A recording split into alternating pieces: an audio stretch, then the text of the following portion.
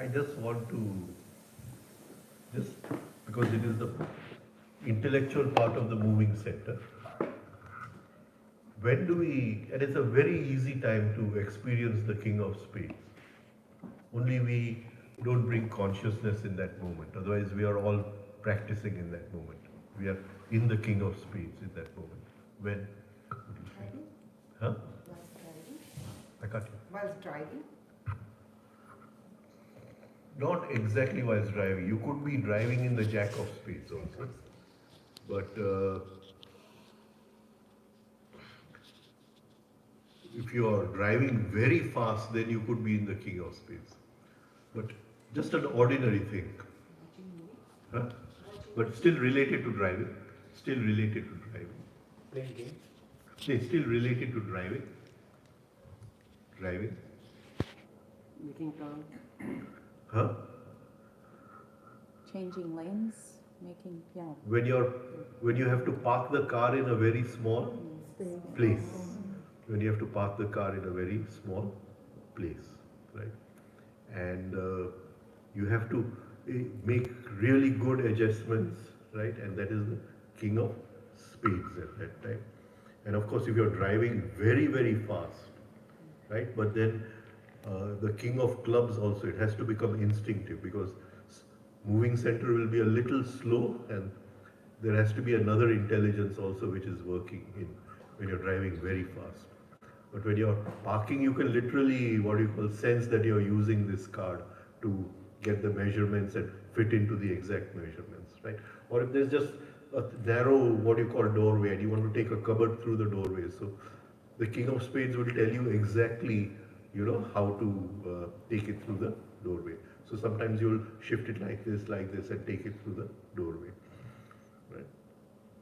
Other thing is, this is my personal observation, is that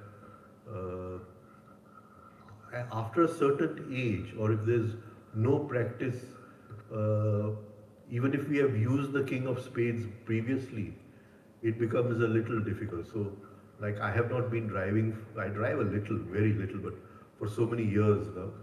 So, I've seen that now it becomes difficult for me to park a car in a very small place. Like, I've lost that, this thing. And you see this in old people, that they bang against a chair or something of that sort, or they can't find their way through a small place or something, right? So after a certain age, this King of Spades becomes a little difficult. This thing. It's very, what do you call, it's very enjoyable to watch a person and to experience a person who is centered in the King of Spades, right? They're very, very talented people, right? And great demand in this technology-driven world of ours. It is that part of the mind which invents more efficient ways of doing things, And you give them anything, they'll easily figure out how it works, right? And they are the primary creators of technology in today's world. So we may buy a phone and get lost in its functions, but they'll be able to, what you call, understand the functions in 5 minutes or something like that. So, and maybe even without reading the manual or something. They understand machinery very easily, and they see how the parts relate, right? They're very good at diagnosing what is wrong with a machine. They immediately know what is wrong with a machine. And if the Queen of Spades complements the King of Spades, then not only are they very good at it, but they find a great interest and satisfaction also in it. So they may open a machine and be so fascinated by what they're doing, they lose contact of time and everything, sense of time and everything. Even this same card comes into very adept, what you call, computer programmers. Now here they have a, what you call, they have a kind of intelligence to see diagrams as moving things, not as stationary things. So when we look at a diagram in a book and we see it as a stationary diagram, but some people have the vision to see as if the machine is working in front of them and they can see it as a moving thing. Where uh, where do we have to develop this if we want to study a part of Indian or Hindu, or not just Hindu, I mean, say, uh, what do you call iconography, right? Where would we have to develop this? Is it to do with yantras? With yantras, Yeah. because all yantras are moving diagrams, they're not stationary diagrams, right? So we see them as stationary diagrams, but we have to experience them as moving diagrams, right? So what we don't realize is that before statues came in temples and the statues of gods were made, uh, what do you call, with all the attributes of that Devi or Devta or whatever, uh, they were only yantras. And the Guru asked the disciple only to meditate upon the yantra, and then through the yantra, the form would be formed in the mind of the disciple, right? And uh, the Guru would then see whether the form is right or not. He would explain the form. And statues came very late, much later, right? So the statues of all the Devis and Devtas came much later, and it was a time when the Guru then realized that now his, what do you call, line of students or disciples, they will not be able to use the yantra properly and create it. So they put everything in the statue, right? So you forgot this.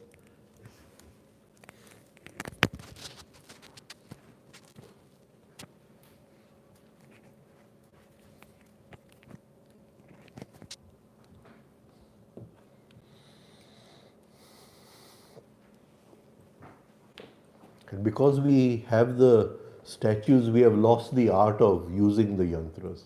We've lost the complete art of. Otherwise, the yantras can bring a radical mental transformation or a transformation in the brain if we learn how to use them.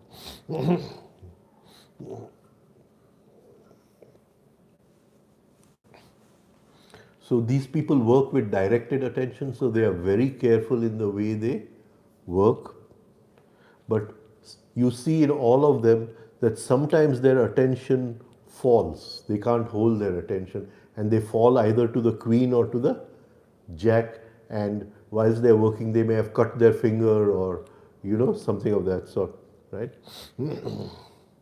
Or by mistake in today's world you may delete an important file or something of that sort, right? So we see our attention slipping from the king to the jack, that is to mechanical, zero attention.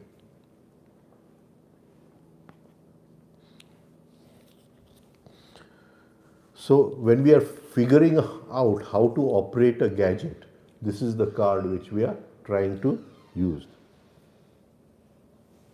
But it has to be helped by another card, and that is the King of Diamonds, the what do you call, intellectual part of the intellectual center. That has to read the instructions and be able to transfer them to the moving this thing. Many times we read the instructions, we understand the instructions, but we can't transfer them to the King of Spades, and so we don't know how to operate it, right? Even though we've understood the instructions properly.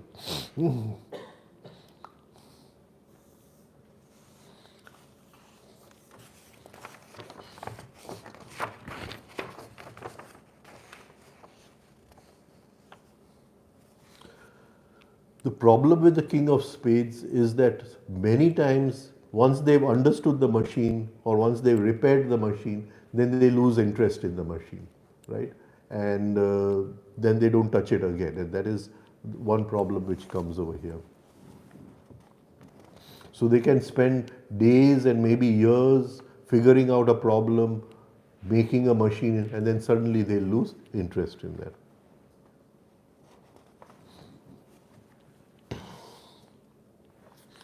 That is because they cannot tolerate repetitive actions. For repetitive actions, you have to fall to the level of the jack, fall to the level. And a very, what do you call, prime example of a person who's,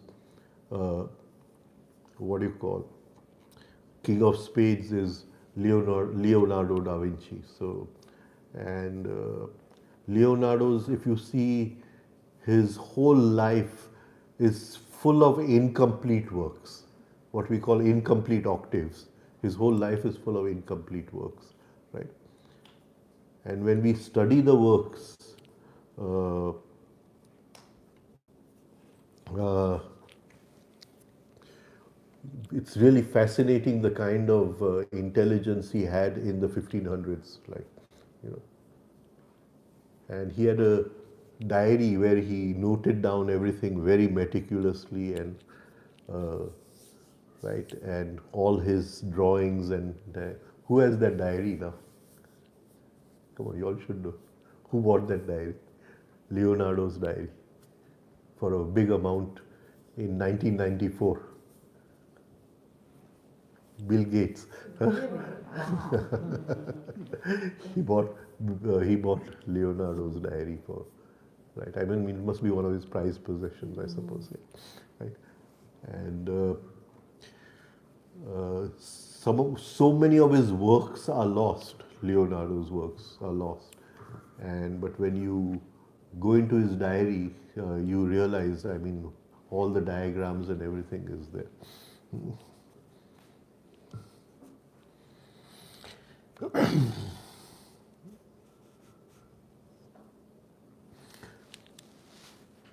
So it can design in proportion and in memory, right? In proportion and in what you call harmony, sorry, in proportion and in harmony. So it is one of the really good cards if you're an architect, an engineer, right? Or even a surgeon, right? My father was a surgeon, right? And he was in England for 15 years. So he used to say his surgery was very good. So in England, there was the NHS in those days. And so he says, how did I know my surgery was so good? Because all the nurses all over England, the NHS, if they had to have an appendix surgery, they would come to him for so he was always booked for months in advance for appendix surgery. And in those days, there was no what you call laparoscopy or anything. And so he would do the cut in the appendix in such a way that it wouldn't be seen below the bikini, right? So he became very famous for that, right? So, so it's a very good card for this thing. These people are always interested in moving activity and always drawn towards moving activity. And they can visualize very easily. One of the things which I realized when people come to me is that many people can't visualize at all. They just don't have the capacity to visualize at all, right? And visualization, you see, visualization is one way of moving into the heart. It is not done by the intellectual center, it is done by the emotional center, right? So whenever we visualize something, we are moving into the emotional center. And the emotional brain is what you call, it can do many functions at the same time. The intellectual brain is digital. It can only do one thing at a time, right? So if you're talking on the phone, it can't talk to somebody else and talk on the phone at the same time. Otherwise, you'll miss what the person is talking on the phone and what this guy is saying also. So it's very important every day to practice some form of visualization that increases the what do you call power of the emotional intelligence, right? And what do you call it also helps us when we want to manifest anything in our lives, right?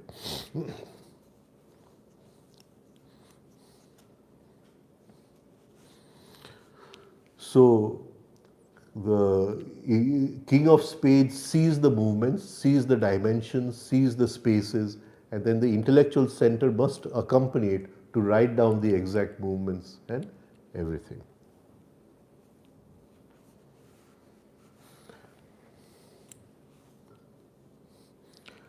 And in many things we see we learn with the king and then the movements go to the jack, right?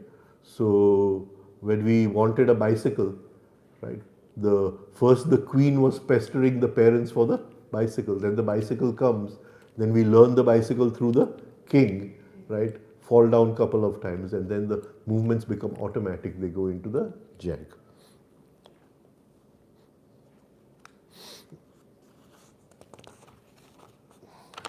Now there's a difference between mechanicalness and spontaneousness, right? And when we learn something through the king and it becomes automatic, it is spontaneity.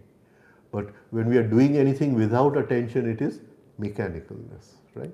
So there's a little difference in that. Now, when we move towards truth, there is the sensing of truth. There is so in the sensing there is a feeling of truth. There is a seeing of truth, and that seeing of truth is done through the emotional center, right? So in Gurdjieff they have a higher emotional center also, right? So there's a seeing of truth, and then there is an intellectual understanding of the laws through which truth operates, right? And that is through the intellectual center.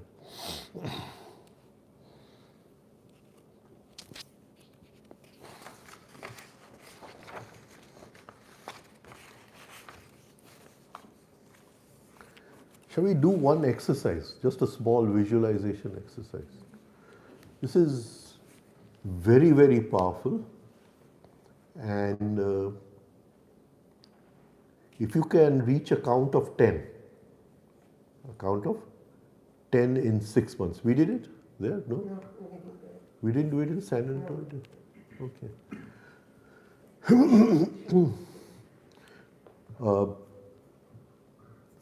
This exercise is more powerful than any other meditation or anything you will do, any other exercise. Yeah? And it's the one which has helped me the most, right? And I can pat my back, it's my own invention. One chocolate. Huh? One chocolate. Right? But I still do it every day, and I have a rule that I don't get out of my bed till I've counted 10. Right? So in the morning till I've counted. So everybody can count 10. Right? For us only, not as a group at Yantra. Huh? Yes, yes. We did it in We San did it in Antonio. San Antonio for us, not as a group. So. So everybody is practicing the 3-step. Oh, where will I get the music? You'll have to give me your phone because this phone is being Is it? TikTok. Yeah. I can play. You can play from there. Okay. Okay. Huh. Now everybody is practicing the 3-step rhythmic breathing, right? So I'm taking that for granted. Okay. So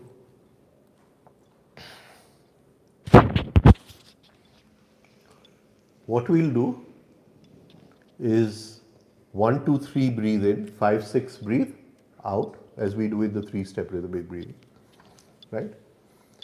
And we'll visualize we have taken one breath. So we'll visualize the figure 1. You're also allowed to draw it. You can draw it in your mind. You're not allowed to say the number 1. You're not allowed to say the number 1, right? Okay. Now, then you go to the number 2. So the next breath is number 2, and you draw 2 or you can visualize 2, right? But you're not allowed to say 2. So you move from 1 to 2. In between 1 and 2, if you have any thought or even half a thought, start from 1 again. Start from 1 again, right? So you have to count 10 seconds in the morning, visualize 10 seconds, not counting, and in those 10 seconds, at a stretch, no thought. No thought. Then get out of bed. Then get out of bed. Okay, so we'll do it. The number is 1, 2, 3, 4, 5 or 5? 4, 5, 6. You're counting 10. 10. Okay. You're counting 10. Okay. You're breathing in 1, 2, 3, 5, 6, Right. but you're counting 10. 10, Okay. right?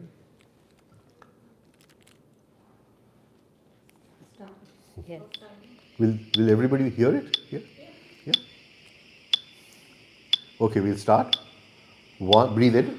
1, 2, 3, 5, 6. Visualize 1, 2, 3, 5, 6. Visualize 2, 1, 2, 3, 5, 6. Visualize 3. Okay, now pause. Now in between, if you had even a single thought, You go back. huh? Then You have to go back to 1. You have to go back to 1. Even if you say 1, you write 1, but if you say 1, go back to 1. If you say 2, go back to 1. And many times you'll reach up to 8 also, but you'll go back to 1. Right? And do this for 6 months, you'll be a different person. A different person if you can do this for 6 months. Every day, reach 10. And then we'll try to reach 100. Right? Okay? So 10 is 50 seconds, right? Only 10 seconds. 10 seconds. 50 seconds, sorry. 10 is 50 seconds. 1, 2, 3. 5, 6. Sorry, 10 is, 50 seconds, sorry. Bye. But it's still less than a minute. Ah, It's still less than a less minute. than a minute. It's still less than a minute. There is no thought. Yeah. But you have to do it. But if you want to use the restroom, you have to do it. Ajay, thank you. In the beginning, maybe half an hour, 45 minutes. No, I'll come into a second part, which is a little easy. So when I was trying to visualize that, I'm trying to find an image, you know. So, Yeah, I don't get it, what you're saying. so when I'm trying to visualize, Right. so let's say 1. So I'm trying to find an image with 1. That's No. what is happening with me. Just visualize your hand drawing 1. Okay. You're Hand drawing 1. So 1, 2, 3, 5. Enough time to draw 1. Then draw 2. Don't say 2. You're not allowed to say 2. Okay. Now, if you find this difficult, which is possible, right? So then we'll do something that don't lose count.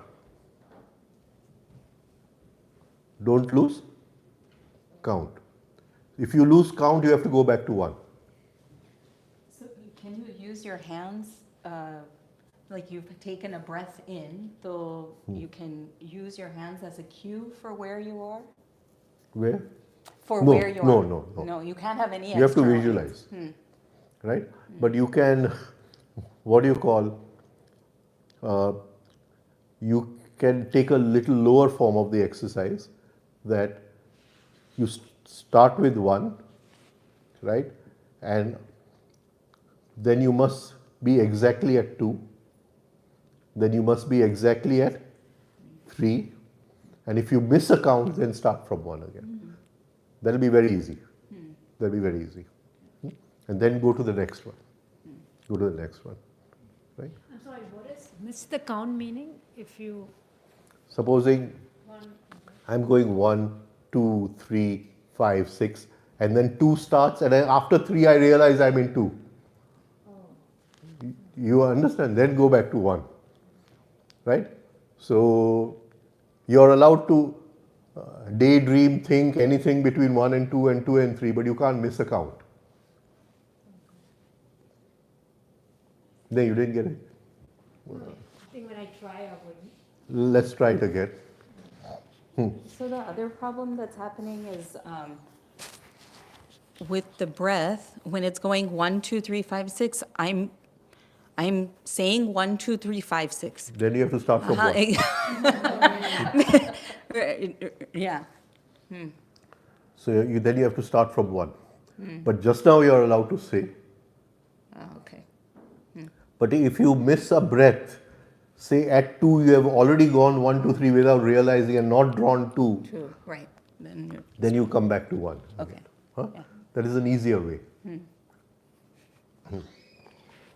Right? So we'll just start it again. So you go 1, 2, 3, 5, 6, 1, 2. Now if you miss anywhere, drawing 3 or if you miss drawing 4 and you've gone into the counts, then go back to 1. This is very easy. This is very okay.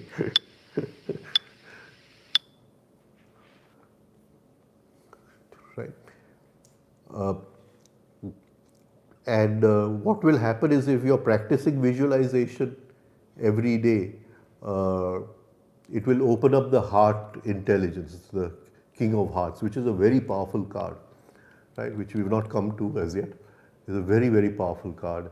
And you'll see the difference in your daily activity because, like we said, the processing power of the intellectual center is digital, so it can only process 16 thoughts per second, right? And the heart can process 500,000 thoughts per second, right? So it's a very different thing, right? So when it just takes in everything together. So you'll see that just by practicing a little bit of visualization every day will bring a massive change in our. It's one of the things they don't teach in school. I don't understand why they don't teach children. They teach nothing of how to open the heart center. They teach nothing in schools. They teach only what they will know. So what is working whenever, like instead of using your senses, you can sense that a presence. So for example, if my daughter is coming home, one way to know she's coming home is I follow, she'll message me, I'm coming at this time. But there may be some times where she'll come and she'll be at the curb or at the road in front of the home and you'll sense that she's there. What is that? Yeah. So, like we talked about the chakras yesterday, and the chakras have a what you call kind of sensitivity about them. So the chakras are a part of the manas, and the manas is what we call in theosophical terms as the etheric body, right? And the etheric body can be sensed. It cannot be seen, right? You can't see it with your eyes, but it can be sensed. So if you see in the deeper, what you call, some of the deeper martial arts which they do, right? You have to, they take you into a room and they ask you how many people are in the room and you can't see anyone, right? And you have to sense different presences in the room, right? And then they had those techniques of where they close your eyes and make you fight, right? So the etheric, each of our 5 senses, it has a gross part and a subtle part, right? The subtle parts, they operate in the dreams when we are dreaming. But normally in our conscious this thing, we can't use those subtle parts, right? But they can be developed, right? Now, what you're saying, because I've forgotten, yeah, there's this guy, his name was Tempton Streeter. Now, it's been many years since we had a couple of sessions together at certain places, and this was about 25, 30 years ago. And he was a disciple of a British neurologist who was called Harry Owen. And Harry Owen at that time had written a very a famous book called The Dark Side of the Brain. Right? And he had made this instrument where he could photograph these subtle presences and make films on them. And one of the films is what you're saying, that the mother was sitting in the home. And in the home there was, in those old homes we had balconies like this, right around the house, square balcony. So she was sitting on the balcony and she was practicing Omkar. And he was getting the, the Omkar was making pictures in his film. So massive clouds of energy were forming around the mother because she was practicing Omkar. And then her daughter came from school, and there was a big garden, and the daughter does not realize it, the mother does not realize it, but the etheric body of the mother, when she's opening the garden gate, goes and meets the etheric body of the daughter. So then the daughter comes in and the mother knows that my daughter has come. So what you're saying is very possible, and it can be developed also, because you can separate the subtle senses from the gross senses. There are techniques of separating the subtle sense from the gross sense, and in that subtle sense you can feel this, right? And many times these sensitivities come with a certain perfume also, right? Many times they come with certain forms also. And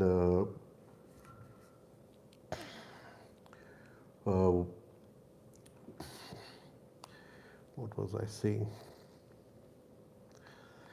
So that stone which you're using, that develops this thing. So you can use a crystal also, it's called lepidolite. And when you are doing your 3-step rhythmic breathing or you're sleeping in the night, you can put it under your pillow. And that awakens these, subtle senses, right? And you can work upon them. I wanted to say something, but I lost it. Anyway, if I remember, I'll tell you, right? So it's so many years since I met him and we did this, but it's really possible, really possible. And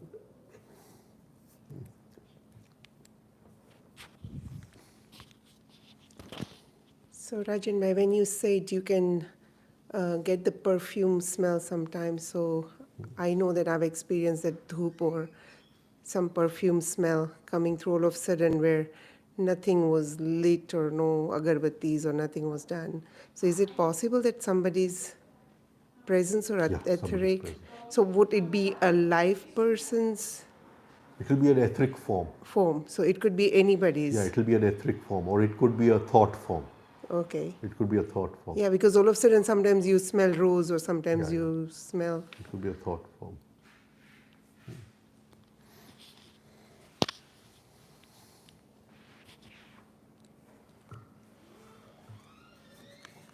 If you want, you can ask them whatever you want. Right?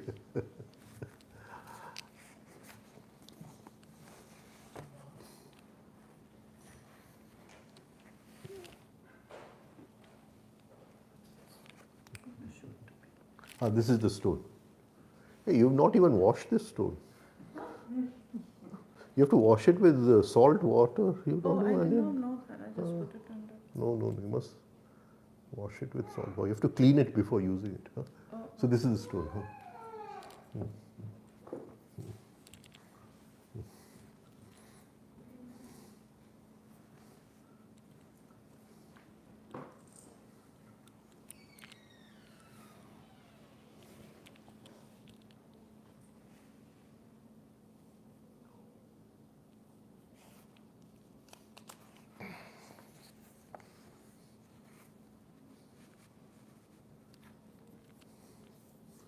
So we'll just go through the cards over here fast.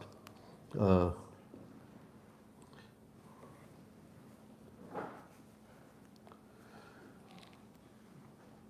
I mean, even if we understand that for thousands of years, man was what you call fascinated by the birds flying, right? And then there comes the time when you build a plane, right? Of course, now we are bored of planes now. So, but if you can just visualize that journey, then you'll understand the King of Spades. I mean, the King of Spades. Now, 8 usually we see in games which have to hold our attention, such as billiards, assembling pieces together like Lego, and good surgeons, they are the card 8, right? 9 is interest in technology, interest in how things work, and in 9, the king is helped by the queen. So there is a, not only you're good at your work, but there's a fascination and love for the work, and there's a creativity about the work. And in 10, you create complex designs, creating new software, and these are the people who go deeper into the intricacies of music and dance, right? It's not just the technical side of it, but they can go deeper into the intricacies of that.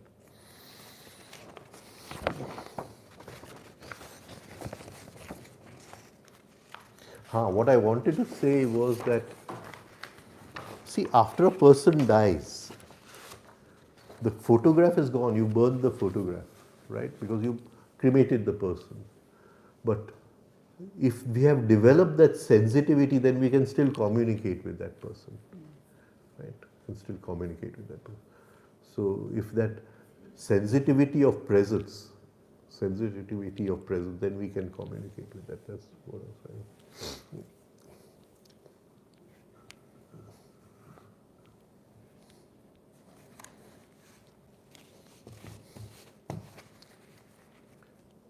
Did we talk about death, Helio? We did. We did, no? 2 years ago. 2 or years. Two visits ago. Right. So, and for 13 days, the presence is very strong. So, I mean, you can help that person on his future journey also in that 13 days.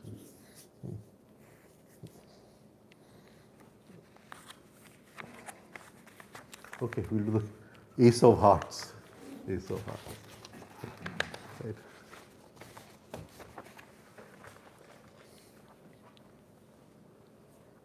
He's Arya's father. Yesterday Arya was his father. So the emotional mind is the mind which relates to people, It is also the mind which gives us the experience of truth, right? And because as long as we are identified in negative emotions, its vibrational quality is very, very low. It has to be cleaned of negative emotions. And this is something which we must understand, because without the purification, if we have any higher experiences, they'll be useless, right? So there must be a purification of the heart. So negative emotions are our chief blockage, and they must be observed and worked upon. So as long as we are possessive, jealous, full of attachments, the energy will never allow us to have or hold a higher experience, right? So actually spirituality, if you take it as just one thing, is nothing but upgrading and purifying the emotional center. That's all it's about, right? So this is the center where we experience the feeling of love. Now love is an energy, right? It is an energy, an emotional energy. The problem with love is that possessiveness comes in very easily, right? And then that destroys love. Right? Jealousy comes in very easily, that destroys love.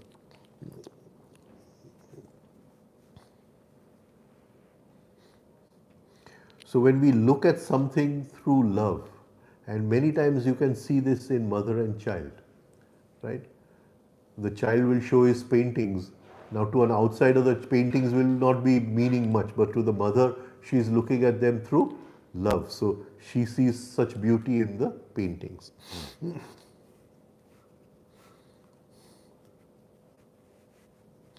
So this is the center where we develop a sense of what is right and wrong, approve and appreciate, yes and no,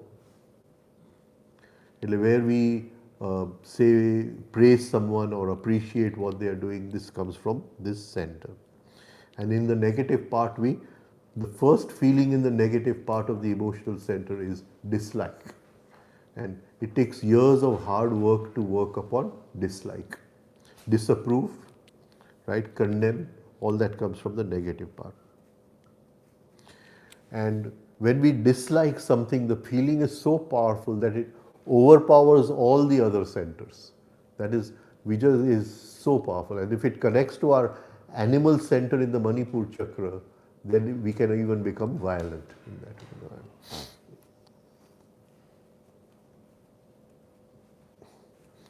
Now, this center commands the most powerful energies. Only the sex energies are much more powerful. So, I mean, that is why negative emotions are very, very valuable. Right? So, if I'm angry, and if I can bring consciousness on that anger, if I can pause that anger and steal the energy from that anger, I can use that energy for my spiritual progress, because it's very, very powerful energy with a lot of force inside.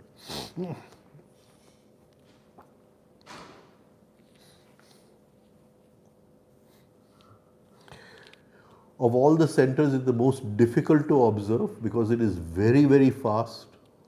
We can reach a state where we are observing our thoughts, but to reach a state where we are observing and separating from emotions is very, very difficult.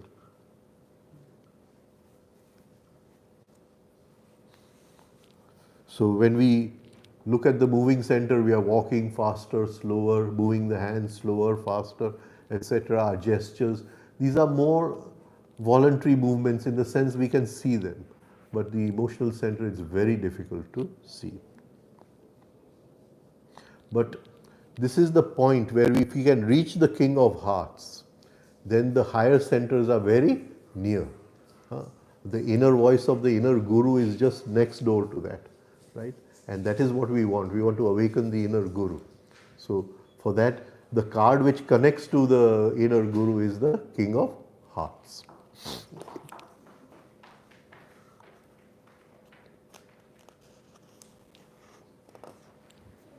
But as long as we are in negative emotions, we are identified, we are in sleep, we don't wake up from the dream of life.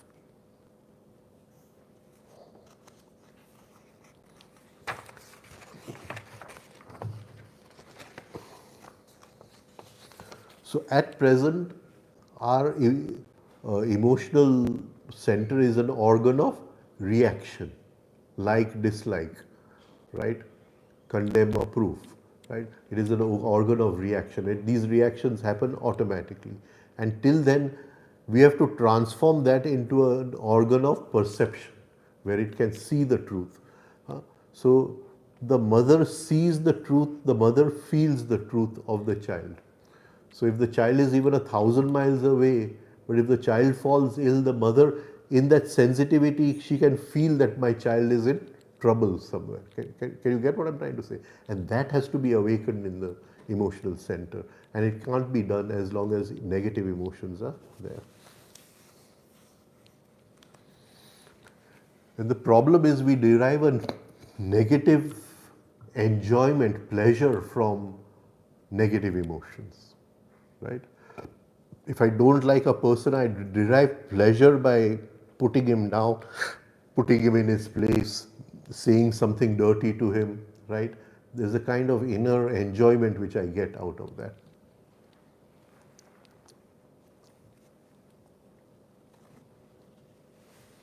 So,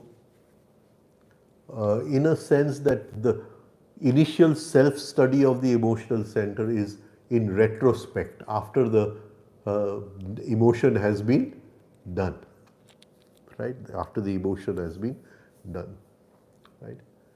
Which of the most famous of our Shastras is in retrospect. Gita. The Gita. The Gita is in retrospect, right? It is something which happened 10 days ago. Something which happened 10 days ago.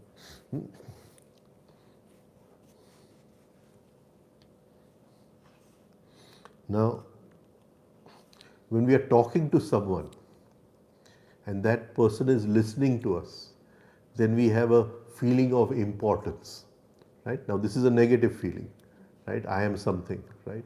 And that has to be observed. Now, if somebody else comes in the room and that person, instead of listening to us, starts listening to him, right? Then we have a feeling of being hurt, right? So from a feeling of importance, now we are observing ourselves being hurt, right? And it is our self-love, our ego, which is being hurt over there.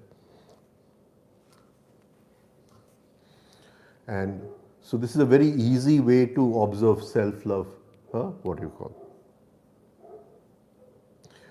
Now, between that person coming in, this person listening to us, and then listening to him, in that transition from what do you call feeling of importance or meritoriousness to a feeling that somebody has hurt me, in between there's a small place for the feeling of jealousy, that that person has come in and taken away his attention. So all this can be observed in that just one small act.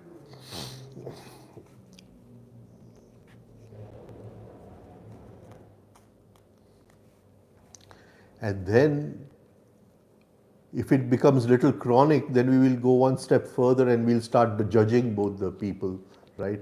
And passing inner judgments about those two people.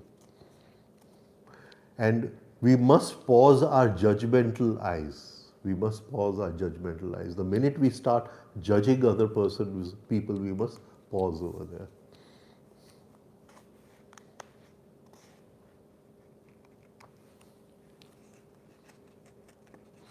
Now, the emotional center, it has a way of directly communicating with another person's emotional center without words, without bringing the intellectual center in between.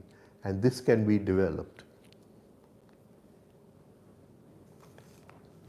So, we see a person smiling, but we know that he is not smiling, inside he is disliking. And this cannot be done by the intellectual center. Only the emotional center can see and perceive this.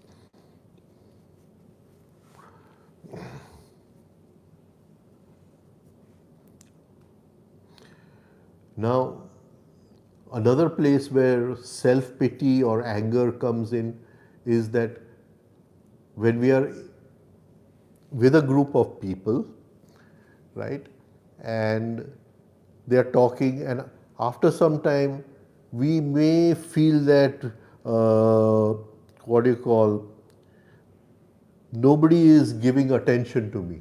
Can you understand? And that is the feeling which you get, what we call, I'm taken for granted. Taken for granted.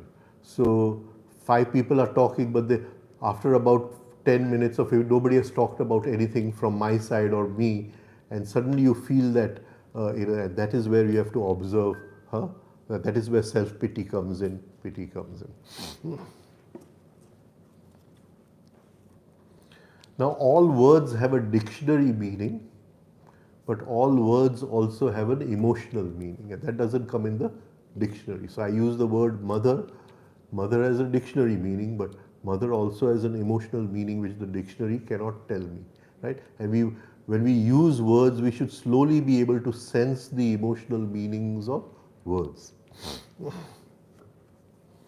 So the feeling of mother could be security, nourishment, support, right? Softness, right? So all that could come from just the word mother, right? All that, those sensitivities could awaken within us.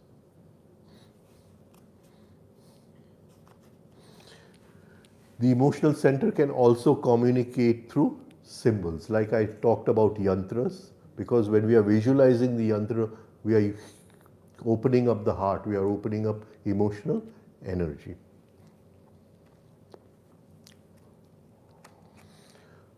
over a long period of time, every student of spirituality has to learn to take in an impression from outside without the attachment of like and dislike. And this is a long period of inner training which we have to do.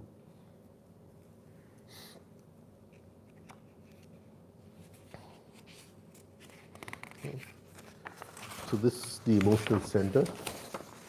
We'll start with the Jack of Hearts.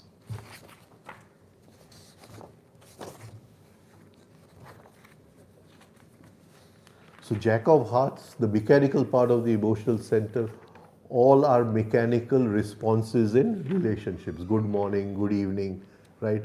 All mechanical responses. And they are all dictated by imitation and culture, right? Conditioned responses, right? Without a bath, you can't go into the kitchen, right?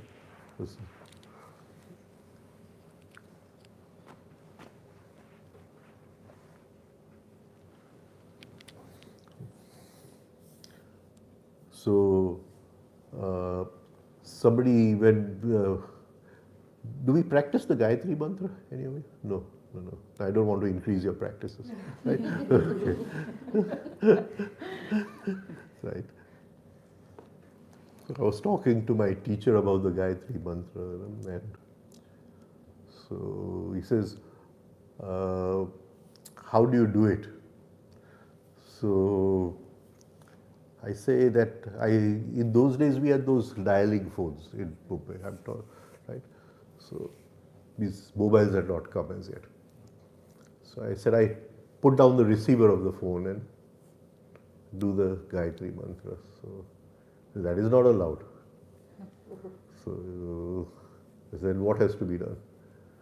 So he says that you have to, if the phone comes, then you answer the phone and start from 1 again. You have 20 minutes of Gayatri mantra. So you start for first minute again. So if 3 phone comes, then you've got to start from 1 again. Now it so happened that he used to get phones and phones throughout the day, right? And I'm just talking about emotional perception. Maybe his perception was even higher than emotional perception, but so he would never say hello in the phone, right? And he would give the answer and put down the phone. So then, I would make a note of those people who had phoned him. And when I reach home in the night, I would phone them and say, what did you ask him on the phone? I can't ask him. They say, we were going to ask, but he answered our question before, right? And so many times I would see that, somebody has come, Suche vechinak. That means, do I sell my motorcycle or keep my motorcycle? Now he has not asked the question, right? So then what used to happen around tea time, for 1 hour there would be no phone calls, right? So he would make tea and then make tea for his wife and for me, and I'd sit and have tea, and no phone calls. And Mama, his wife, would say, a phone came nathi waqt. So he had a green dial phone. No? And what he did was, from a stationery store, he bought a green eraser. So he put that eraser, right? And that eraser would exactly fit in between the things. So Mama would look with this thing, the phone is okay, right? And for 1 hour there would be no phone. After a few months she got the deal, and who has put this eraser here? And then she would throw this thing.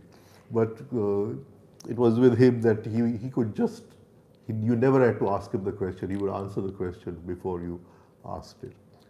And I'm just talking about the emotional center, how he would do it.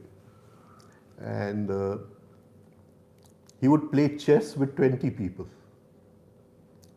So every morning it would be one move.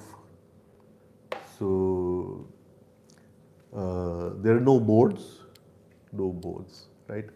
All the moves are in the mind, and a phone call would come, this is my move for today, and then he had to phone the next day, and this is my move for today. And he would be playing with 20 people like that. I'm sure those other people were keeping the board in this thing, and you know. But this is the way, I mean, so powerful is this, what do you call, emotional center, or what do you call. There was one Gujarati writer. He's written many books, and he wrote one book on Ram Dulare Bapu, and that. So he came to Bombay, and he phoned him, I want to meet you. So he said, okay, today is Thursday, phone me next Thursday. So then he says, next Thursday again he phoned, he said, phone me next Thursday. And then next Thursday again he phoned, he says, phone me next Thursday. So then he phoned my father-in-law in Madhavpur. I come to Bombay specially to meet him. હું દીકરીના ઘરે રોકાણો છું 3 weeks. How can you stay at your daughter's house for 3 weeks? And he's not giving me time to meet. So then my father-in-law told him, you phone Rajan. So he phoned me. I said, do one thing. I'm there in the afternoon from this time to this time. And there's an Irani restaurant from now. You call me from that Irani restaurant. And I'll say, he's just down here. Why don't you meet him? And it'll work out that way. So he called from the Irani restaurant. The phone is ringing, and I'm jumping to the phone before he can take the phone. He's saying, tell him to come up. This is emotional perception. Similarly, I was 7 years with Ram Dulare Babu. And one day in the night, late in the night, we were driving to Ahmedabad from Madhavpur. And I was driving for him. This, what do you call, petrol, this thing was going to 0. So I said, we have to fill petrol. He said, not here. Go on. Not here. Go on. And I said, Bapu, the car will stop now. We have to fill petrol. He said, no, not here. You keep on driving. So I kept on driving. And they said, okay, now take it in this petrol pump. So we took it in that petrol pump. And said, you tell him to fill up the tank. So I filled up the tank. And by then, a car came from the Ahmedabad side. This was between Rajkot and Ahmedabad, from the Ahmedabad side. And from them, there's one famous fruit wala in Rajkot, right? And he got out and he said, hey, Bapu, you're in the car. And he bowed down to Bapu and all that. And he says, the bill. No, you can't pay the bill. And then he paid the bill of the petrol. Right? So then when after we left the petrol pump, he said, see, I told you, the right petrol pump.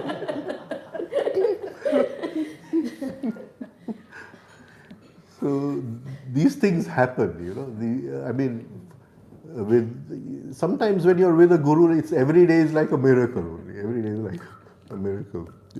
So emotional perception. He used to say, I don't think it, I feel it. I don't think it, I feel it. Right? So all these, like the hugging amma and all, I don't know, so they have this thing really, that is cultivated in them, or? No, it is a avtari hoy. What to say in English? In a avtaranthi hoy. It's descended in. It has descended to them. The higher has descended to them. Right? So she just passes on her energy by hugging. Right? So does this mean that you become more intuitive if you have? See, the thing is that in everybody's life, the inner guru speaks 3 times. Now, because there's so much noise in the mind, we never are able to listen to it. So everybody lives their life, they never know even that 3 times the inner guru has spoken, right? But at certain times when you're with such a person and they can pass on certain energy, and if the mind calms down at that time, and if you can hear what the voice from within, then it may change your life completely. Right?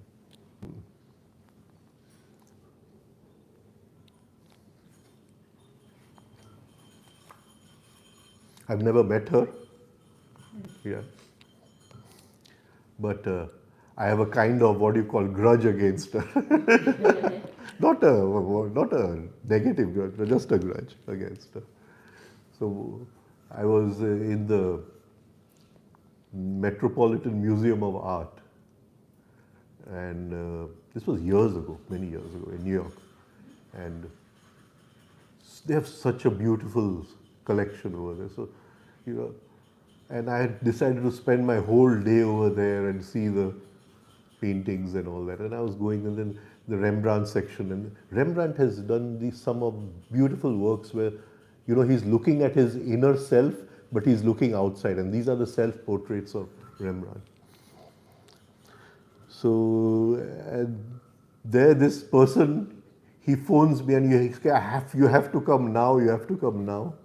And it seems he was hosting this Amma in Delhi, and he forced me to leave all that and come to his home and help him arrange everything.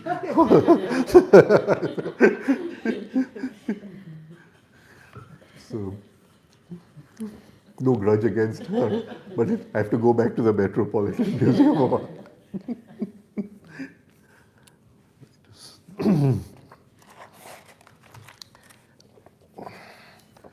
So, Jack of Hearts.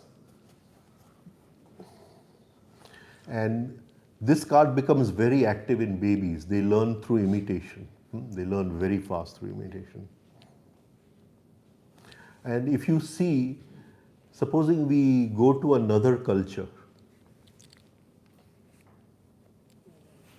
Thank you.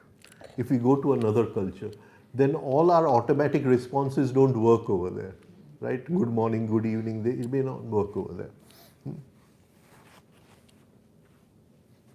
But it's a very good card to break the hostility, right? So, you know, there's a kind of, you just say good morning or something and the relationship sort of builds. There's a breaking of the ice, breaking of the hostility.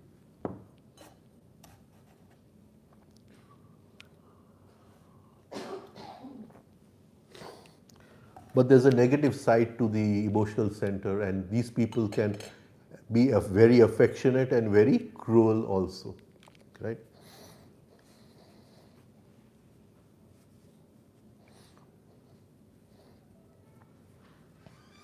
And where we see this card many times is the mechanical responses is when we go for games, and one side is cheering one side and one side is, and the mechanical responses which come from the crowd. These are the Jack of Hearts. And sometimes they go into an extreme Queen of Hearts where they can even become violent with each other, you know. But it keeps life functioning, right? All these small pleasantries, what we did, you know, talk to each other and exchange, they keeps life functioning.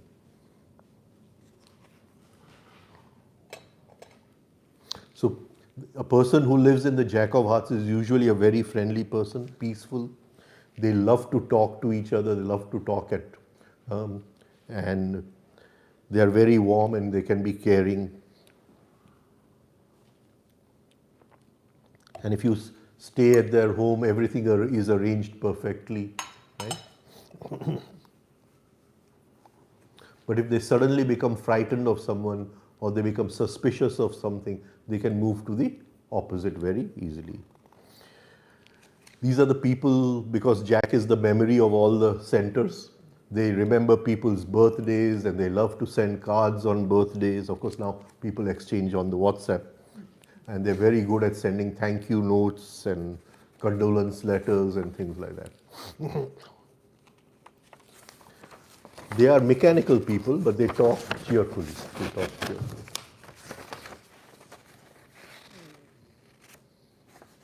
And they know exactly what to wear for which occasion, right? So if you don't know what shirt to wear, you ask a Jack of Hearts and they tell you which shirt to wear and which wine goes with what, and etc. etc.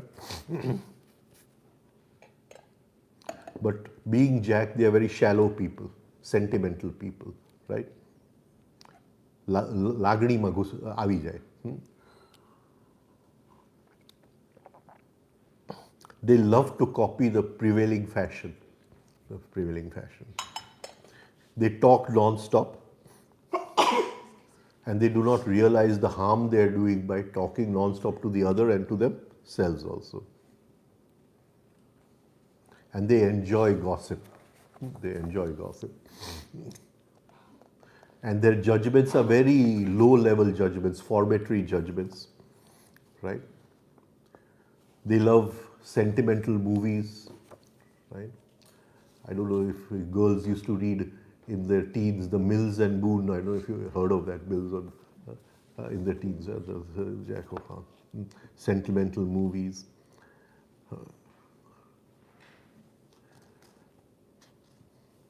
They love to repeat lines from greeting cards, right? But if they are negative in the Jack of Hearts, they can be very mean people, very mean people. Petty and spiteful, they won't forget, jealous, and even vindicative. They can insult with humor and disguise.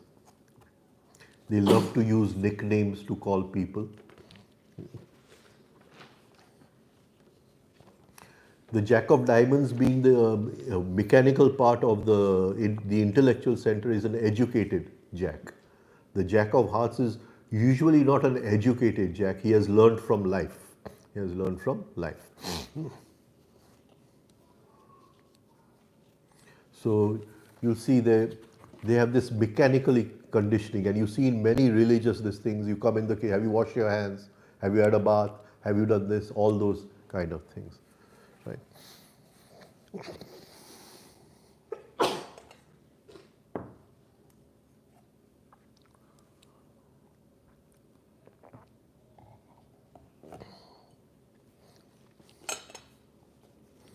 So usually by the time people are in their teens, this area has been filled, and they could be either very cheerful people or they could be very rude people, and that gets fixed for life, right? But the negativity of the Jack is nothing compared to the negativity of the Queen, which will come later. Self-pity comes here. I'll just talk a little about self-pity. Self-pity is the lowest of all the negative emotions, right? All negative emotions, they leave their sanskars on the chitta, right? Self-pity is the only negative emotion which leaves its scratch or its sanskar on the causal body, on the Karan Sharir, right? And that takes many lifetimes to this thing. So it is always better to get out of self-pity as soon as we know about it.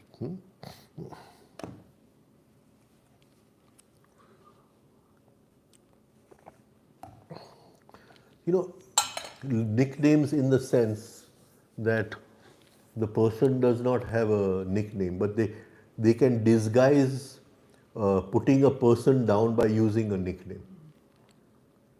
Can you understand? Right? So, supposing one lady I knew, she used to sell what do you call juices. So then she took a degree in what do you call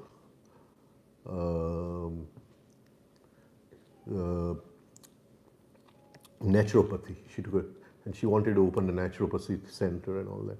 So then people who wanted to bring her down would say, "Arey, juice wala has become naturopathy doctor." Can you understand? So they have this way of using names like that and putting the other person down. So is the people who normally, like, we call it as a pulling legs, but you are going at the personal level and trying to pull leg of other person, would they fall into this category as well? See, whenever humor is at the expense of someone, Somebody has. it is a very negative humor. If you want to put in humor, it should be that humor at the expense of your self, at the expense of your self. But whenever you're having humor at the expense of someone, then it is this thing, right? Always have humor about the what do you call, contradictions in life, right? Yeah. Why is it that self-pity goes and causes a problem with the causal body? Why is self-pity the one emotion that goes and scratches the causal body? What is it about self-pity? So there's pity and self-pity. Both are negative emotions. Sympathy is not a negative emotion, right? So self-pity is even worse than pity, right? And in the old days we used to study, especially those, what do you call, European and what do you call, English forts. They would have a moat around them, right, where the water was this thing, and you take up the drawbridge so nobody can attack this thing. Similarly, the divine, that is the Atma, right? It is in a, what do you call, plastic bag. It is wrapped in a plastic bag, right? And that plastic bag is called the causal body, Karan Sharir, right? Now, when we, even in our experience, when we see the Atma, we cannot see through the causal body. We see the light which is coming out of the causal body, and the causal body is like a, what do you call, like a bathroom window. So if the light is on in the bathroom, somebody is having a, what do you call, bath in the bathroom, but you can't see through the window. Can you get what I'm trying to say? Right? Who is having a bath, we don't know, right? But somebody is having a bath in the bathroom because the light is on. Similarly, so the light of the Atma is like 500 or 1000 Kohinoors together, right? So it's like a diamond, but it is in this packet, and that packet is the causal body, right? So, and it is also self. The Atma is also self, the universal self, not the I as the ego. Can you get it? Not the I as the ego. So, the vibrations of self-pity, right, even though they are negative vibrations, they are of such a high intensity that they go through the moat, they go through the drawbridge, and they, what do you call, scratch this thing, light. Now those people then are helpless. They become helpless. It is not their fault. We can't judge those people. But that light, because it's so powerful, that light of the Atma coming out, it gets refracted. Yeah. Can you understand? Now, that light is pure consciousness, pure, what do you call, love. Because if you say love is a byproduct of consciousness, then pure love. But now it gets refracted. And when it gets refracted, people could create immense damage to other people, unknown damage to other people. Like for them, killing so many million people would be nothing, because they would have no, what do you call, sense of conscience. In another dankej nahi. Okay, what do you call it in English? It doesn't prick them even a little bit inside, right? And they can become, what do you call, terrible dictators, or things like that, right? So that, and then it takes many lifetimes to repair that scratch. Right? So that is why self-pity is this thing. That doesn't mean our form of self-pity. I mean, when you are living in self-pity over a long period of time, this will happen, right?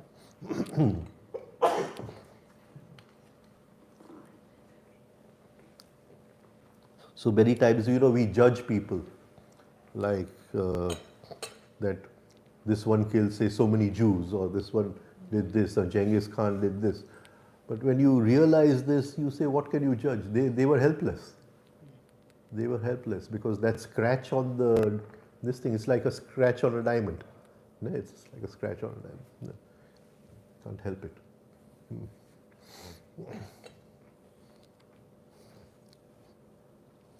We'll talk about Hitler someday. It's a very interesting story. Have I talked about it? No, No? no. Very interesting story.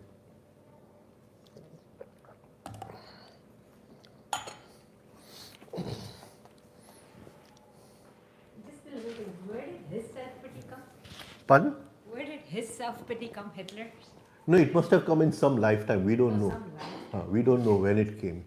But if you see his life, he was like a sadhu. He was a vegetarian, right? Wore simple clothes, had no desires, right? His daily routine was exactly somebody living in an ashram, right? And still he did this, right? So,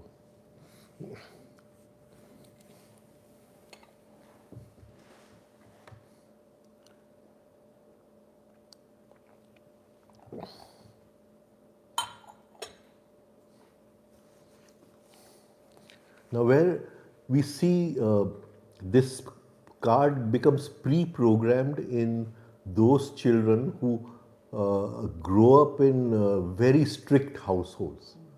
And when they grow up and later on they get married and all, usually the wife says, that you are devoid of emotion.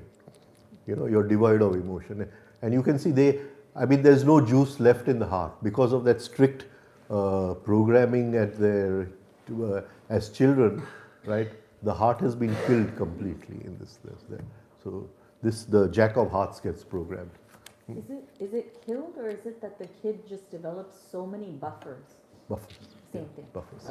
Same buffers.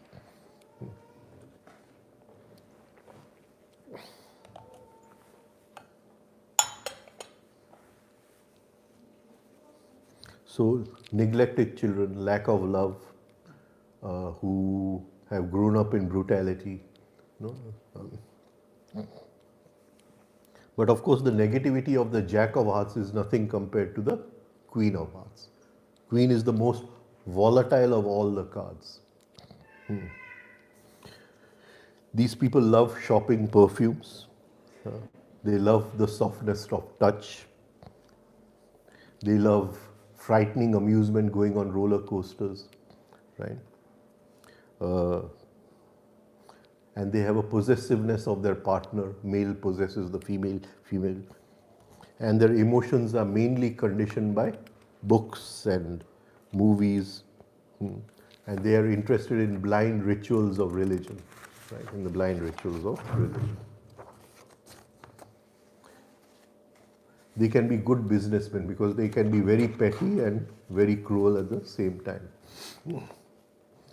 In the card 2, 3, 4, so we'll have very shallow relationships, but there'll be a deep memory of phone numbers and people and what people like and dislike, right? Cheap humor.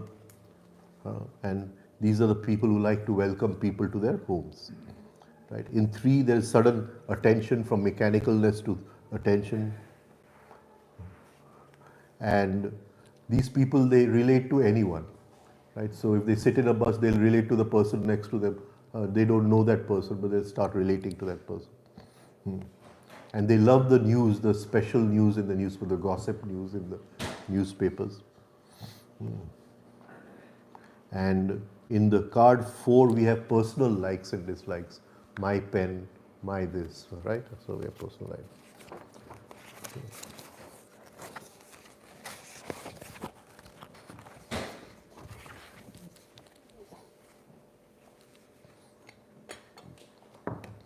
Now the Queen of Hearts, take that. She is the most explosive of all the cards, right? And because she is the emotional part of the emotional center. And some of her actions and some of her manifestations can be very harmful to herself and to others. And this is the part where we judge people completely. We go about judging people. This Queen of Hearts, one characteristic, they are always interested in what other people are doing, what the neighbor is doing, what the other is doing, what the actor is doing, right? And what they not only in what they're doing, but what they are doing in their emotional relationships, in their sexual relationships. I mean, that they're always interested in that. And rarely do they approve of the other person. Rarely do they approve. Something is always wrong. And if that other person is not living according to ordinary morality, then they get very aggressive about it. They make excellent reporters for newspapers, for film magazines, right?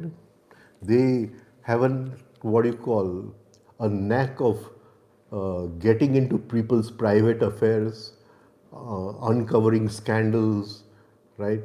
And they have a knack of doing that. So they love to pry into the lives of public figures and sniff out scandals. And so many times these are the people who upset the ordinary functioning of a country, or governing of a country, because they're always sniffing out scandals from here and there, right? And the public loves that. Public loves it.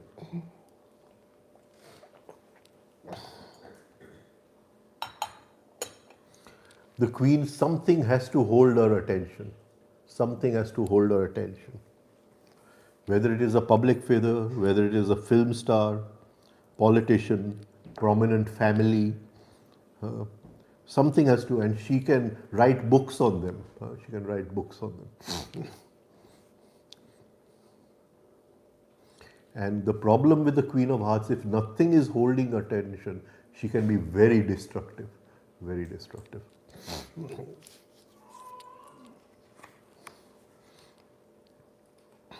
So she loves to go to watch soap operas, horror films, romantic novels, something strong emotionally. She has to experience something very strong emotionally. She'll have imaginary heroes whom she'll like. And they judge everything with extremes.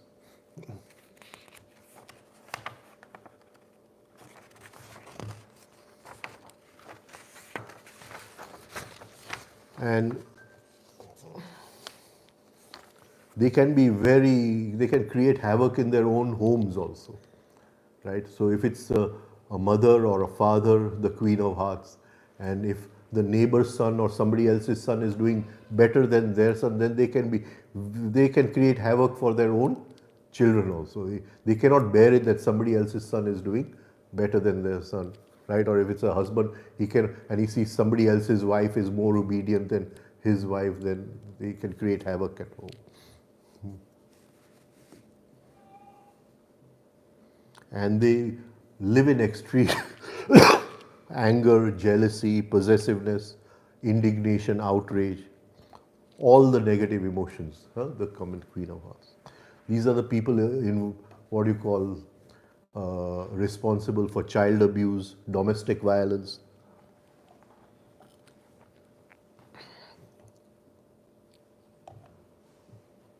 Religious emotions are here, and they can be very, what you call, passionate about their religion, right? Religion teaches you to be open and accepting, and they can be absolutely non-accepting, the Queen of Hearts. In Christianity, we have the very famous example of Paul, Saint Paul. Now he became a saint, right? And Paul was initially against Christians, right? And he massacred and killed thousands and thousands of Christians. And then he had some experience of Christ, and he changed from a non-believer into a believer. And then he started massacring the non-Christians. Can you see? The pendulum just swung, but of course in Christianity he was made Saint Paul, right? So, but this is the Queen of Hearts. You can see a very typical example. And I don't know if you've seen the Da Vinci Code. Have you seen? Yes. Right.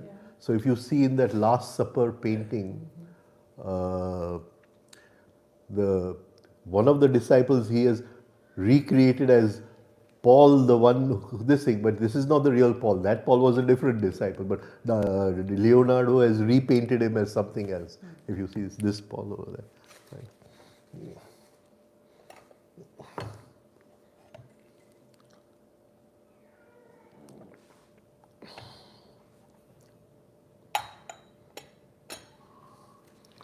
So the pendulum can swing from religious devotion and slaughtering of non-believers to the opposite side. And these are people who are always subject to mood changes. Their mood changes very, very fast. And sometimes they can come back to a good mood and again apologize and be sorry, and then again they'll go to the other side and hurt someone and again come back and say, we are sorry, and it goes on. But they have intense energy, very, very powerful energy. And when she is interested in something, she is interested like totally into that thing with great enthusiasm. But they do their work with enthusiasm, but can be self-destructive. And a very famous example of Queen of Hearts is Van Gogh, the painter, right? Excellent as a painter, but self-destructive, right? Self-destructive. Sometimes there is nothing to argue about. They'll make an argument so that they just feel the intensity of the energy in the argument. They take pleasure in harming somebody. And you will see in their life, they are always, either they hate somebody or they love somebody, right? They are always in one extreme.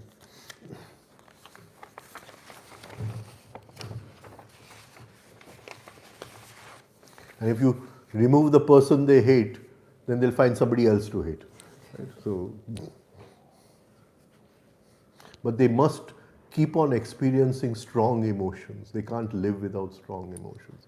And if they don't experience strong emotions, then they become self-destructive.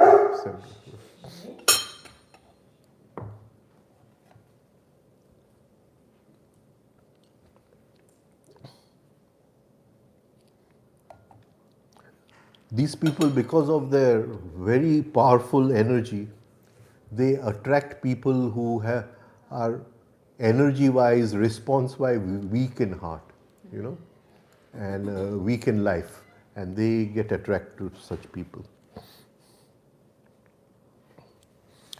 The Queen of Hearts is a beautiful card, but it must be controlled by the King of Hearts. Otherwise, it is just, it can damage everything.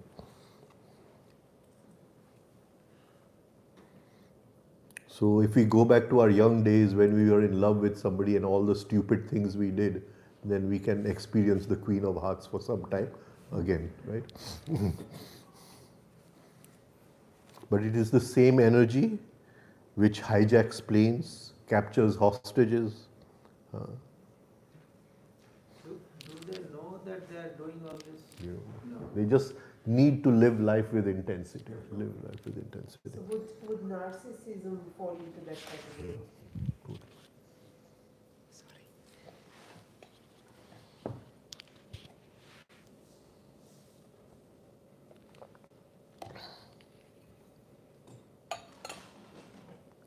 And they speak in extreme language they can use. They're always internally considering, I did so much for you, right? And they're making accounts all the time. If we can use this card without getting identified with it, without going to the extremes, then this card can bring a lot of enjoyment and interest and deep satisfaction in life. But if we move into its extremes, then life can become destructive.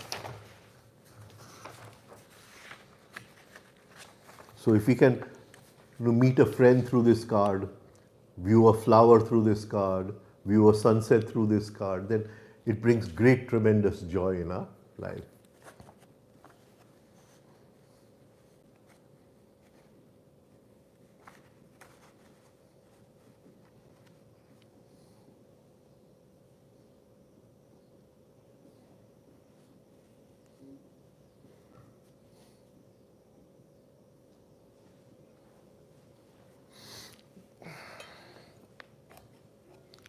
And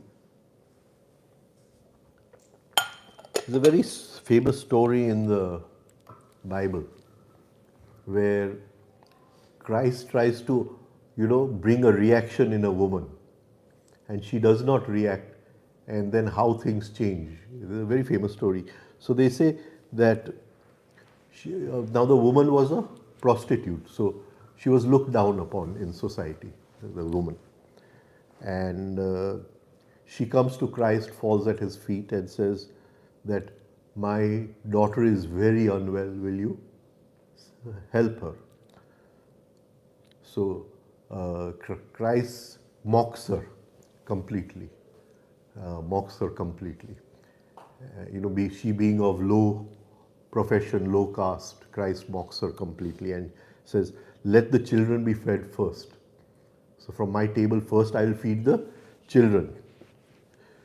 And it is not good to take bread out of the hands of children. Right? So he says, I won't give bread to you. Right? I will give bread to my children. I won't give bread to you. And because her daughter is ill. Her daughter is ill. So he says, I have nothing for your daughter. So then the answer she gives Christ was so good. Sir, even the dogs under the table get to eat scraps dropped by your daughter. So he says, you have your children, they may eat the bread, but at least give the crumbs which are falling onto the ground to me. She's saying, even give I'm ready for that also. So then Christ says, for that retort you be on your way. And she comes home when her daughter is well. So this is a very famous story in the Bible, they say. Right? So he tries to awaken a reaction from her. She does not react. She said, even you just give me the crumbs of loaf from your table, and her daughter is cured.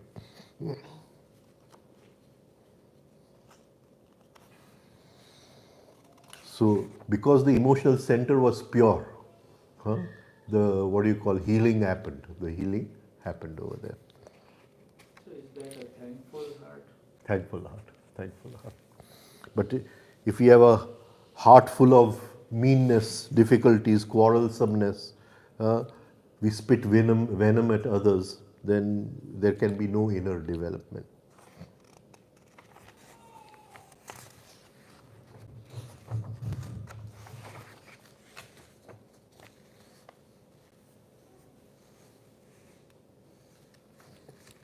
Now, whatever the type of the Queen of Hearts, she could be very mean, but she always has a picture of herself, of how sweet and charming she is, whether man or female, how sweet and charming she is. So there is a big gap in the consciousness of self over here. So again, cards 5, 6, 7 will come. In 5 is possessiveness of friends and relatives, right? In 6, love and hate relationships, right? And we see this many times in intense marriages, right? There's a love-hate relationship, right? And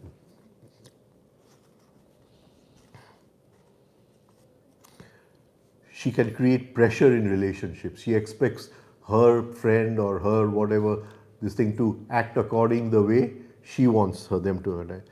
And they enjoy passionate emotions, deeply passionate emotions. And that could change to love for country, love for religion, right? They can sacrifice anything for their cause, whether it is home or they can get killed for their religion or their country. In 7, there is a perception which has opened up, and that is this person, this Queen of Hearts, sees other people's weaknesses immediately. He or she has a knack for seeing others, and he uses those weaknesses to tease the other person, to crack jokes about that other person. So Queen of Hearts, right? You want to ask questions or talk about it, or we finish King of Hearts?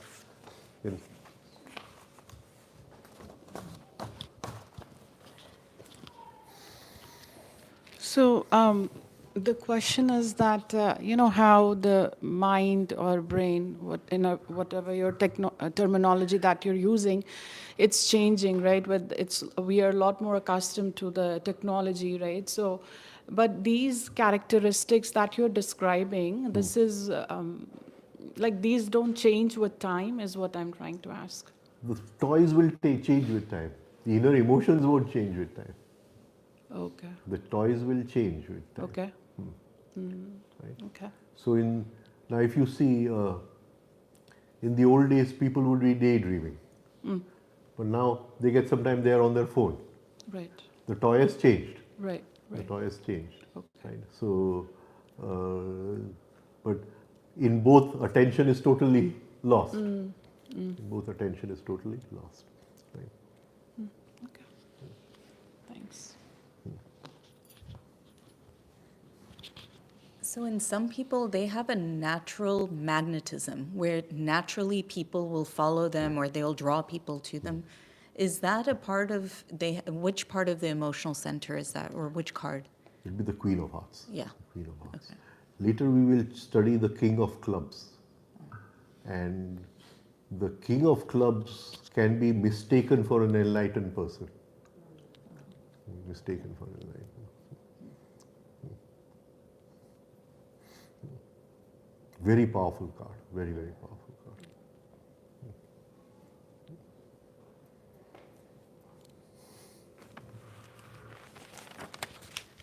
I had one more question for the intellectual I center. think you just asked because we'll leave Sorry. this for tomorrow. Yeah? So just keep on asking questions. So for the intellectual center, it's between yes and no. Right. And emotional center is like and dislike. What is the movement, the moving center? Is there a, Pause and action. yes, And instinctive center, comfortable and not and comfortable. non-comfortable, yes. So any impression which comes in first, Yeah. always first goes to the instinctive center. Right. And the instinctive center labors comfortable or non-comfortable because it wants to protect us from danger. Right? But the emotional is so fast it attaches like and Yes. dislike. Yes. Right?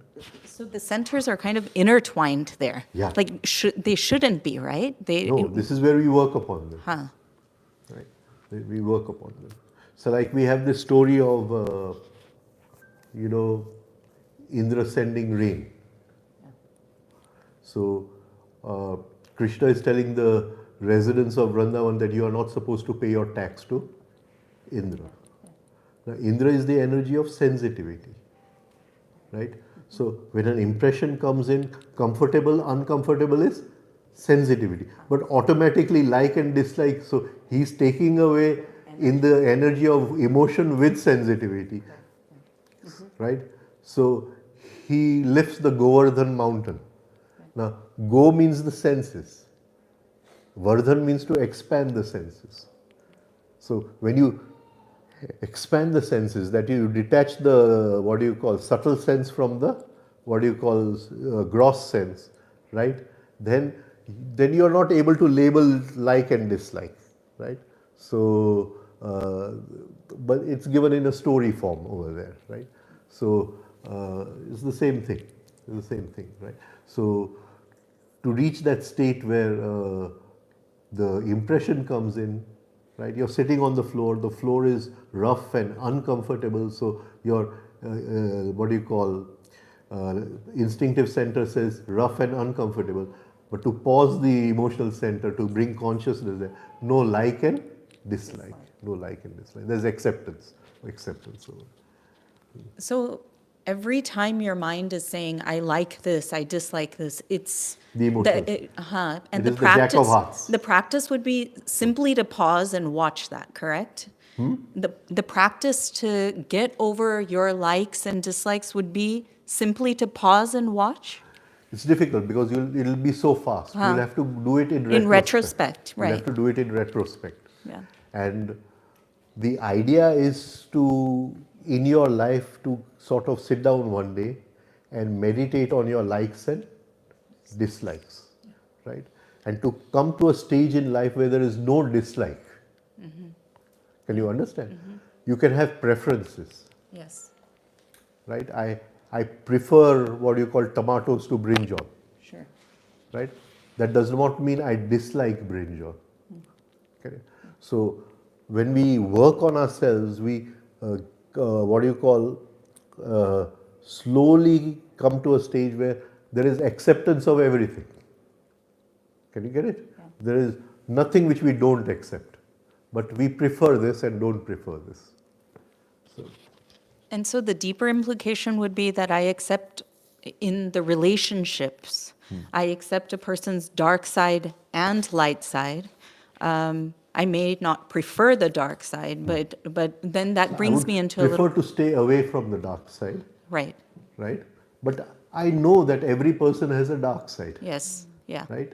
Yeah. And the conscious side goes into the dark side, and the dark side comes into the. Actually, it's a very deep science, very, very deep science in the sense, but we don't see it. We don't see it. Is that because everything is dual, right? If I'm showing what do you call love to you or affectionate to you, then somewhere in my dark side, hate has to be there. And is that hate fueling that then? Is it like they're supporting I'm each still other? living in the world of opposites. Yeah, And that hate can come out in a certain situation. yeah, Can you get it? yeah. Yeah. But then when you progress into real love, then real love does not have an opposite. Yes, Then you're helpless. yeah, Can you understand it? Then it is as if, what do you call, the lamp of love has been lit in your heart and the light falls on whoever comes in front of you. You can't say he's my enemy and the light cannot fall upon him. Right? Then that is love without an opposite. So in higher love, there is no opposite. And how do you get there? How do you get to where you see the duality? You're living the duality. You have the duality in you, but how do you get to that point where a unity, beyond duality? So there's first of all acceptance of duality. As long as there is a negation of duality, I can never reach that point. Right? So there's an acceptance that everybody has a dark side. So if I fall in love with someone today, I know she has a dark side. And tomorrow she's going to say things which I don't like. Tomorrow she's going to behave in a way which I don't like. Right? And I say, I've already seen this. Right? That does not change anything for me. Then that love slowly progresses into something higher. Now this is still on an individual level. And slowly it will go into a universal level. Right? But we have to work upon our dislikes. Because as long as there's dislike, right, then there's negation of something. Then we can never move into that purnata, what you call totality, wholeness. Right? And so acceptance is the big, what do you call, where you start with acceptance over there. Right? And this can only happen in a heart in which there is no negativity left. So that part of the heart has to be cut out and thrown away, the negative part. So it almost seems to me, because we're at one point we're talking about the centers, but we're also talking about the chakras. It almost, which the chakras represent an astral body. It almost seems like we have an The astral. chakras are like between the astral and the physical. Okay, So on one side is the astral body, okay, where they affect the astral body. And on the other side are the endocrine glands by which they affect the physical body. okay, yes. So it seems like we come into this life, forget the birth, the 0 to 5 years when things are tendencies, but when you get above 5 to 7 years, things seem to be a little more crystallized, and we're crystallized out of rhythm. And that would then affect the astral body, which is out of rhythm as well, or it doesn't seem like we have a perfect astral body, but when we are working on these negativities within us, then it's almost like you're building a new astral body. Very true. Very happy that you can say this. Very, very happy. For me, it will be easier to explain in Gujarati. Okay. Right? Because the exact words don't come in English. Okay. Right? I don't know if everybody understands Gujarati. Right? So, in English, we can say we are gifted with an emotional body. Right? and we have to transform it into an astral body. But we use the term astral body for both. Now, the emotional body has low frequency emotional energy, and the astral body has high frequency emotional energy. So, in English, we don't have an exact this division of the two. But in Gujarati, we say lagni ane bhav. Right? એટલે with lagni there is always attachment. So in the emotional body there is always attachment. એટલે je lagi jai, je choti jai, what we call in Gujarati we call it as lagni. Right? So in lagni there is always ups and downs. Right? So if my love is of the lower form, lagni, attachment, right? Then there is ups and downs. So if my son does well in the exam, then there is more lagni, and if he does bad in the exam, there is can you understand? Yes. Right? So that is the energy of attachment, or we can say the energy of affection. Right? But it's very difficult in English to explain this. But in Gujarati we say lagi gyo thya. Can you get it? So in the emotional center comes to when it is given to us by God, it is full of lagni. We have to transform that into love. Right? So then if my son does well or bad in the exams, there is no change in my love for him. Can you understand? Right? There is no change in my appreciation for him. There is no complaining about anything.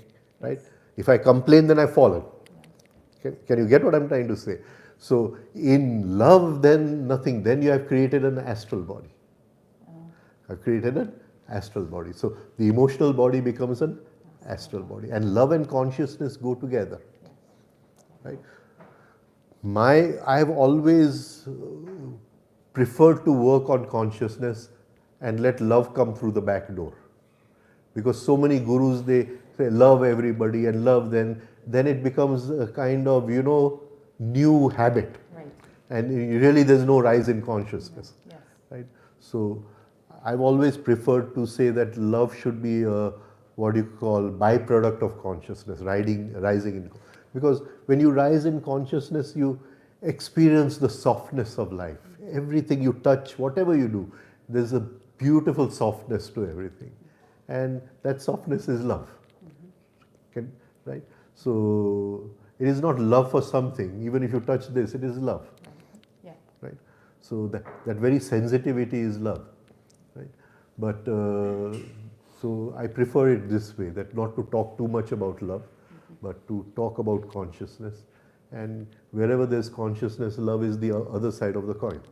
Right? They're both the same thing. So the whole spiritual journey is to transform lagni into love, water into wine. What Jesus says, you transform the water into wine. Of course, the Christians feel he really change water into wine, but this is. The practice can be both, right? What? You can practice consciousness and love. You should start practicing love by external considering. External considering. What I'll do is tomorrow we'll finish the instinctive center, and then one day we'll take external considering. How to practice talking to people and all that. So that should lead to love. Right? But this love cannot be I love you and I don't love her. Can you understand? Then it is not love. Then it is love-hate. Then it is still that lower love balanced with hate. But that love has no opposite. Then there can be nothing else. Because it comes from a place of understanding, or understanding. Yeah. It is only through understanding that you will practice. And through practice there's more understanding. There are few online questions. How did he get the online question? Okay. I am also worthy.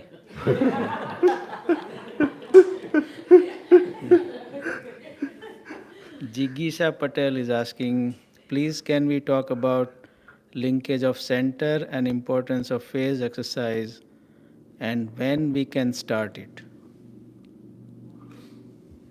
Leakages. Leakage or linkage? એમાં leakage લખ્યું છે. I'm not sure કે linkage છે કે leakage.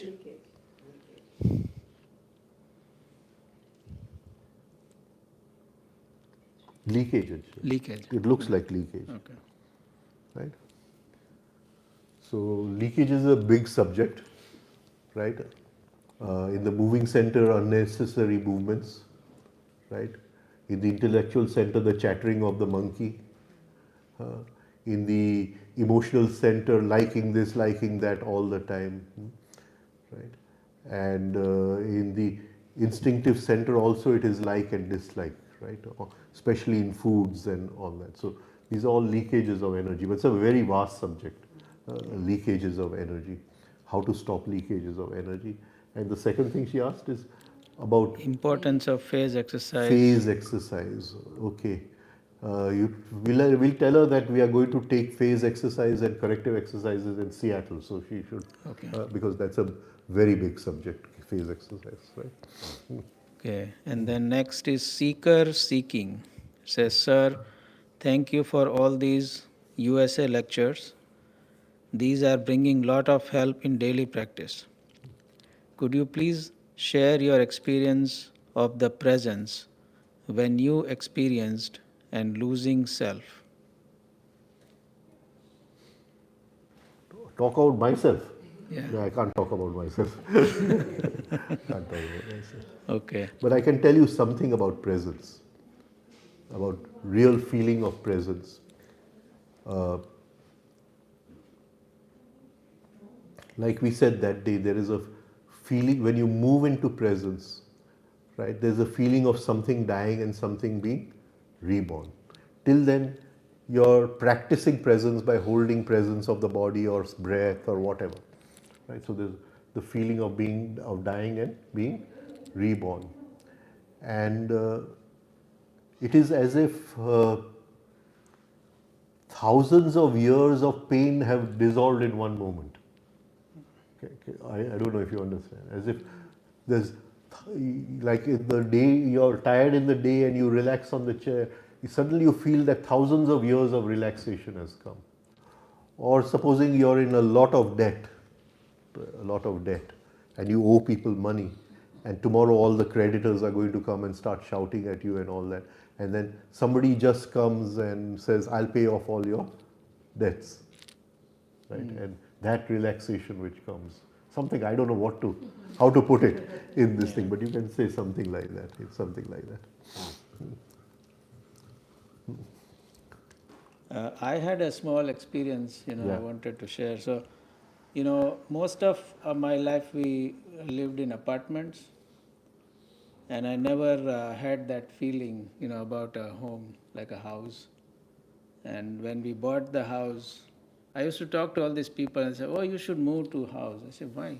Apartments is all lot of convenience, I don't have to worry about this, I don't have to worry about that.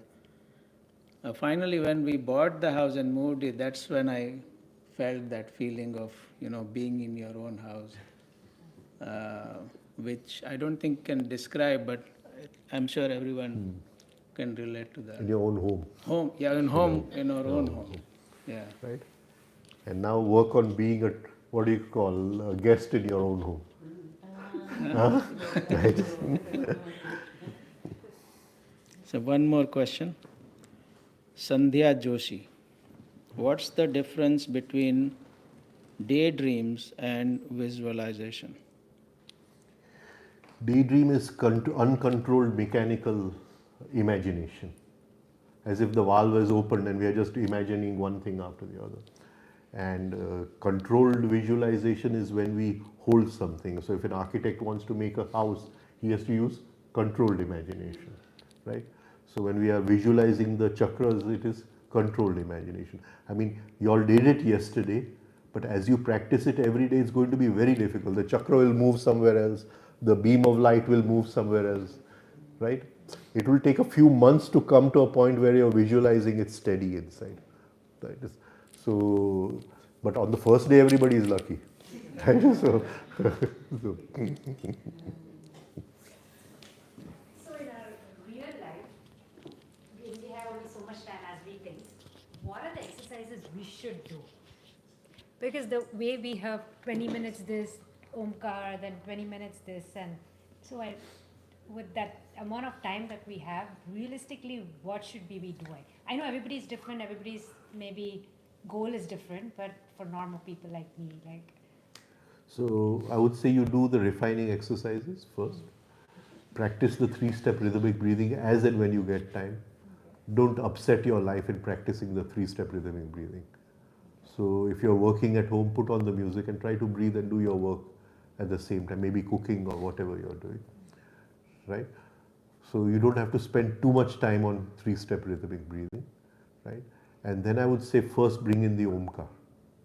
First bring in the Omkar. Because Omkar, the vibrations are so powerful now, even if you're sitting in your home and doing the Omkar, it's going to change the home completely. Do you understand what I'm trying to say?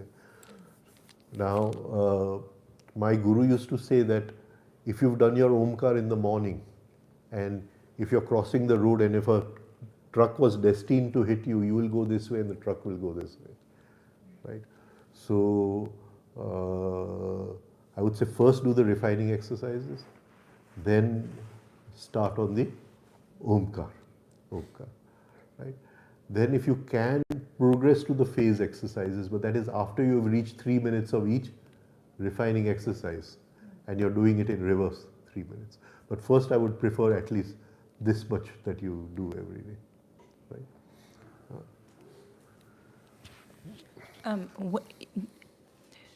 There are times where if the morning doesn't allow, then I'll do the practices a different time in the day. That doesn't matter. But there seems to be a difference in the feeling of the exercises when it's not done in the morning. Is this imagination or is this So true? this is true Okay. because in the morning certain things are there which are not available throughout the day. The first is people have slept throughout the night. So everybody's thought processes have slowed down. So in the atmosphere, we talk about smoke pollution and this, but there is no thought pollution. Can you see? Otherwise the atmosphere is full of thought pollution, which we can't see, right? So you're not disturbed by those thoughts. When there is no thought pollution in the atmosphere, and we are doing the exercise in the morning, and as our mind calms down, right, then we'll get very high thoughts. And those thoughts sometimes come from distant galaxies also, right? And they are not our thoughts, but once they enter our mind and then into our brain, we verbalize them in the brain, and a lot of creativity comes out of those thoughts. See, every problem in life, whether it's in your work or wherever, in your home, or the solution is always there before the problem. Can you understand what I'm trying to say? We are looking for the solution through our lower mind, the what you call logical mind, reasoning mind, right? So the idea is to put the reasoning mind on the side and be open and allow the solution to flow down from a higher source, right? And that is what can happen if you do it in the morning. So suddenly you will see solutions to so many things in your life. The ideas are coming early in the morning. Once everybody wakes up and the noise pollution starts, then that's the end of the matter, right? So that is why the morning is always this thing different. Because everybody's monkey is chattering, right? And so you're bombarded with thoughts from all over the place, and they're all thoughts from the lower, and many of them are aggressive thoughts, right? Aggressive thoughts. So it is good to do Omkar in the morning, but let's say, is it okay also to just play the Omkar in the background, like a music, while you're doing some other things?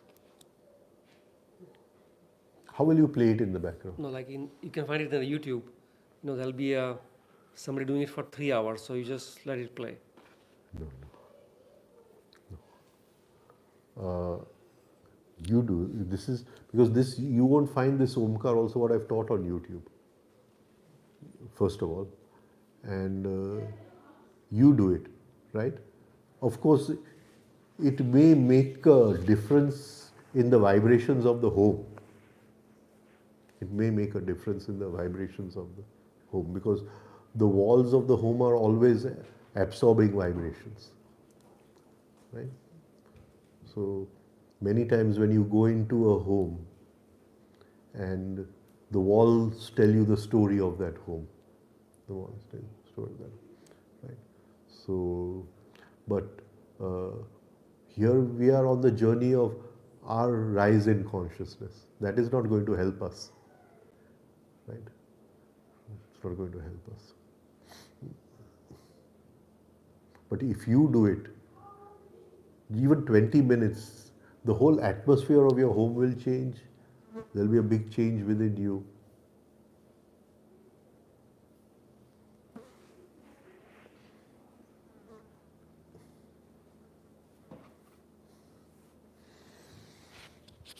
When doing the Omkar, there are certain times where you can hear multiple different tones in your own Omkar. Oh, yeah.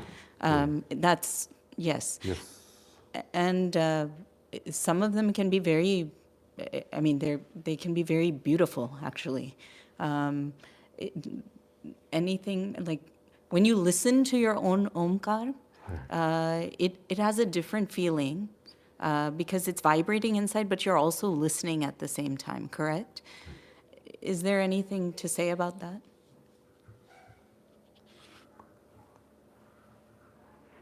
How long have you been doing it? I would say a little more than a year now.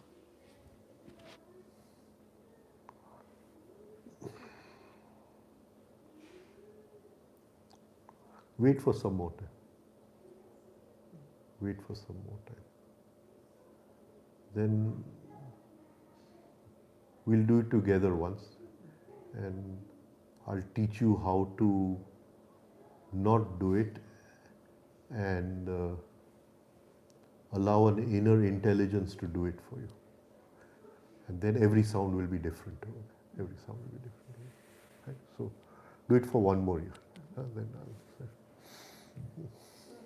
Just adding to what she's just asking, so vibrations were sort of clear, and then sometimes they'll use the terminology as reverberation. So is that what she's referring to?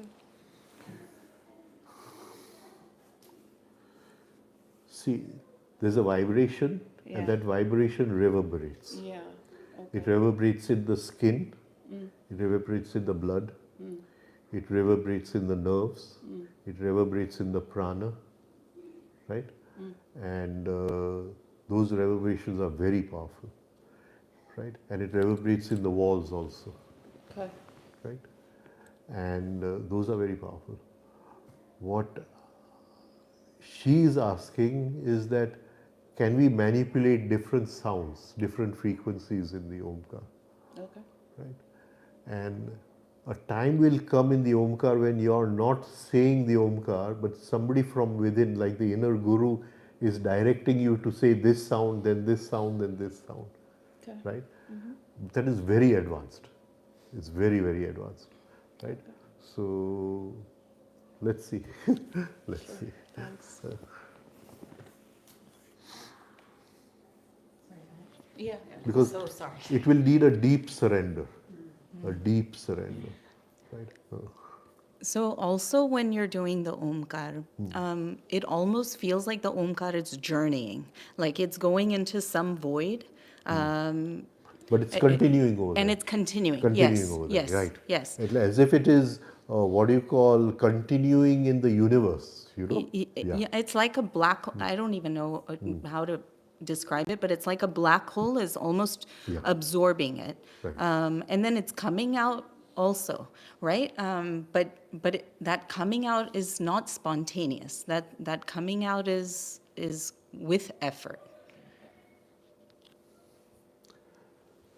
See, first of all, you're doing it for 20 minutes. Yeah. The real Omkar will start after 20 minutes.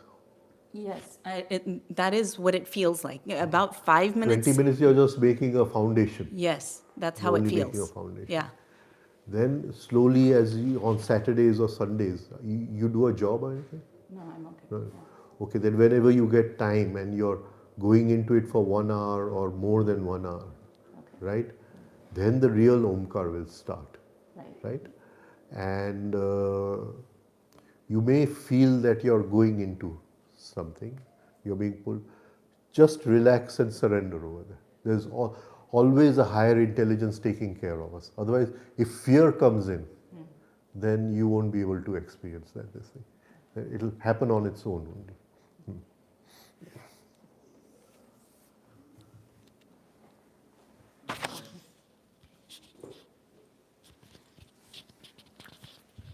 I have two questions, and you can answer later on if you.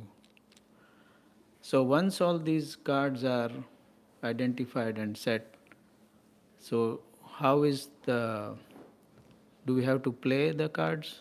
Is like how do we respond? You know, if someone comes in with this card, do we respond to that person in a? You know the person, no? So Okay. now how to help him becomes very easy, Okay.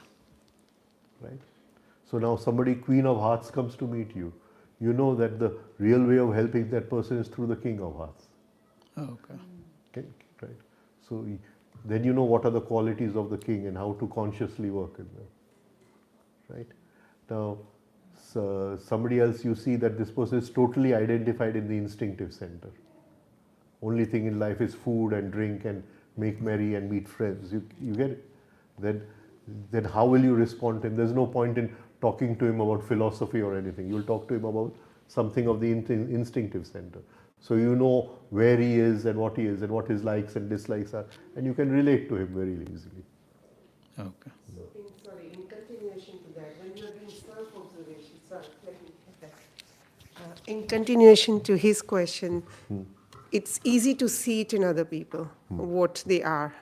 But when you're observing yourself, from all these characteristics, I could see that. Sometimes you are here, sometimes in Jack, like, two of diamonds or five of spade or something like that. So you just keep on observing that, or you have to do something about No, it? that you're making a new memory of your self-observation. Self-observation. And that memory is helping you. Right. It's not your ordinary memory Yeah. of life.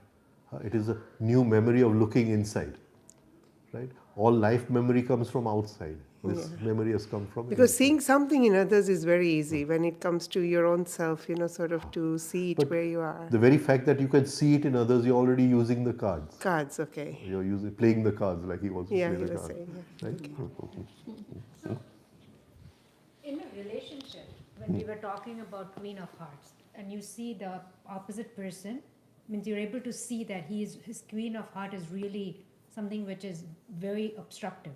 And to live at that level, that fine, he has this dark side, I have to accept it. Is that possible? Because what if he's abusive, or what if he's constantly saying something? I mean, how does that work, basically? See, if you have to see, have some kind of what you call general view of whether you can work or not work. Right? I'm not saying that you accept everything. If somebody is abusive, then there's no point in continuing further. Get it? So, but in a general sense, if I change, the other changes. In a general sense. Can you see? If I rise in consciousness, because his line of time and mine is connected, right? Something is going to affect him in his line of time. Right? But these changes don't happen overnight. They happen through long practice, right? And it's very beautiful when in a relationship you, over years of practice, have changed and suddenly you see the change in the other, right? It's very fulfilling in the sense, right? But it's difficult. It needs hard work. Right? So, one person comes to Ramdulare Bapu and says, okay, uh, I have this problem of the ego. Mare aham ne kem matadvo. You understand Gujarati? અહમ ને કેમ હોગાડવું કે એક કામ કરને એક મોટો અહમી પાસે એક વર્ષ રહીને આવો. Can you get what I'm trying to say? So,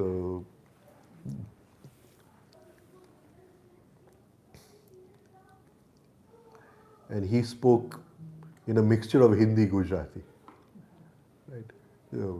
Very soft and beautiful language, but in a mixture of Hindi and Gujarati he used to speak.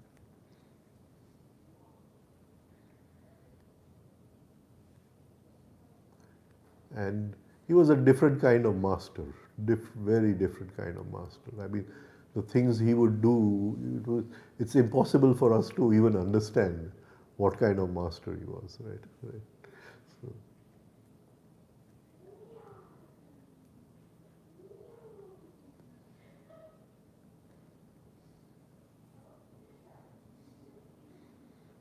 there's one beautiful book, small book, Our Life with Mr. Gurdjieff. It's by Thomas and Olga de Hartmann. That will give you some glimpse of what Ram Dulare Bapa was, Our Life with.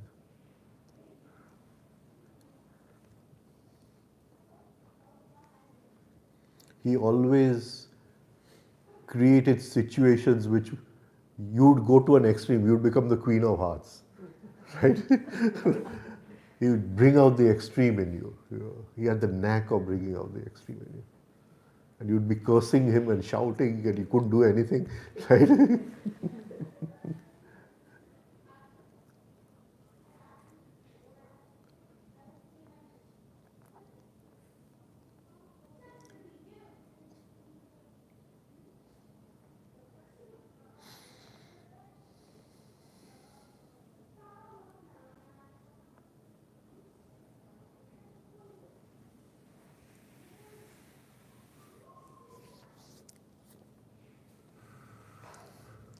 And he would sit and we talk about money and things like that, and he would say, okay, who is the richest in India?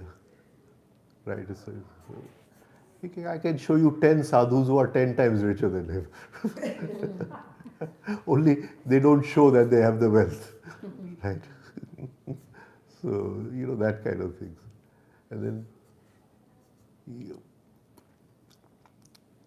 so he'd say, I went to do darshan of Badrinath Bhagwan, and I then gave a, what do you call, mala of diamonds to Badrinath Bhagwan.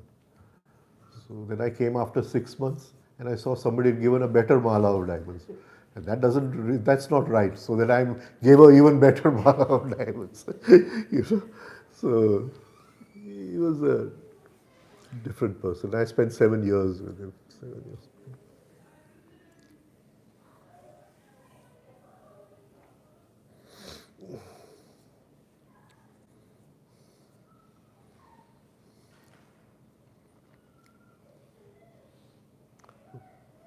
Once he had a huge diamond. So I used to spend 1 month with him in the Kumbh Mela. So there was this big guru in the Kumbh Mela in those days. I'm talking about 1977. His name was Lakshman Chaitanya. And in the Kumbh Mela, he was known for doing the Laksha Chandi Yagna, means 1 lakh yagnas, 1 lakh fires. Laksha Chandi Yagna. So he took me to meet him. And they were talking and this thing. So then he showed the diamond to him. So if I say, you don't need this diamond, you give it to me. Then tomorrow when we go for a bath together in the Ganga. So then next morning we went for a bath in the Ganga. And this was at Allahabad. And then he took out the diamond and he says, Ganga Mata ki jai, and he threw it into the... Next day, Lakshman Chaitanya hired a team of divers to look for the diamond.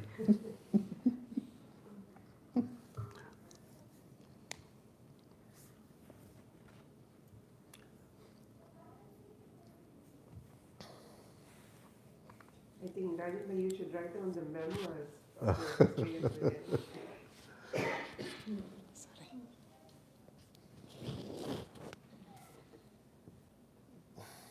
Sometimes I'm very grateful. It's been a rich life full of rich experiences, right?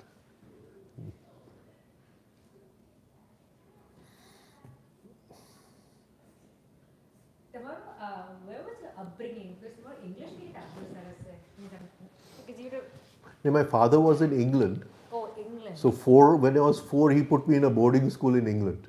Oh, So 4 to 7 I was there, and then I came to India and I joined a boarding school in India.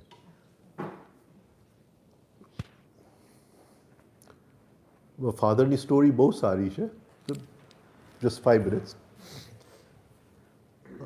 My father was against all this spirituality and all that. He thought it was all nonsense, right? So, and very material minded, but in a different sense, not possessive, but enjoy life.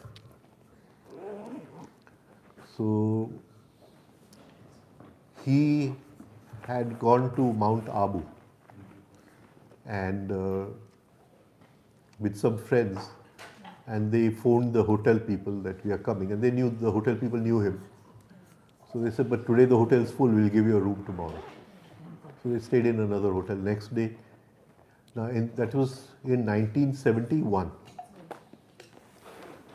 And in the hotel there was this shibir of Bhagwan Rajneesh going on, Osho, right?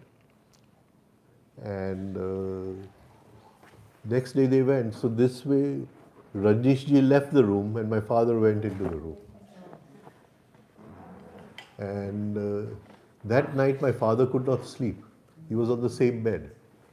And he started passing through all kinds of experiences. He was out of his body on the fan and looking down. And then he went through all his past lives and everything.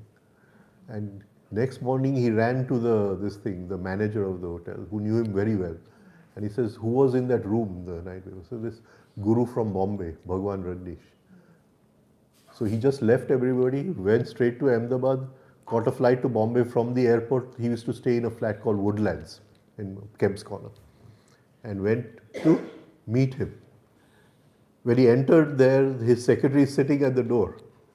She said, he's waiting for you in his bedroom. And then he taught him meditation. So then, after that happened, then the Indo-Pak War came in 71. And our school closed down because of the war. And so we came back home. And he had just learned from Rajneesh ji meditation and come home, and that is when he taught me meditation. So that is how my journey started from there.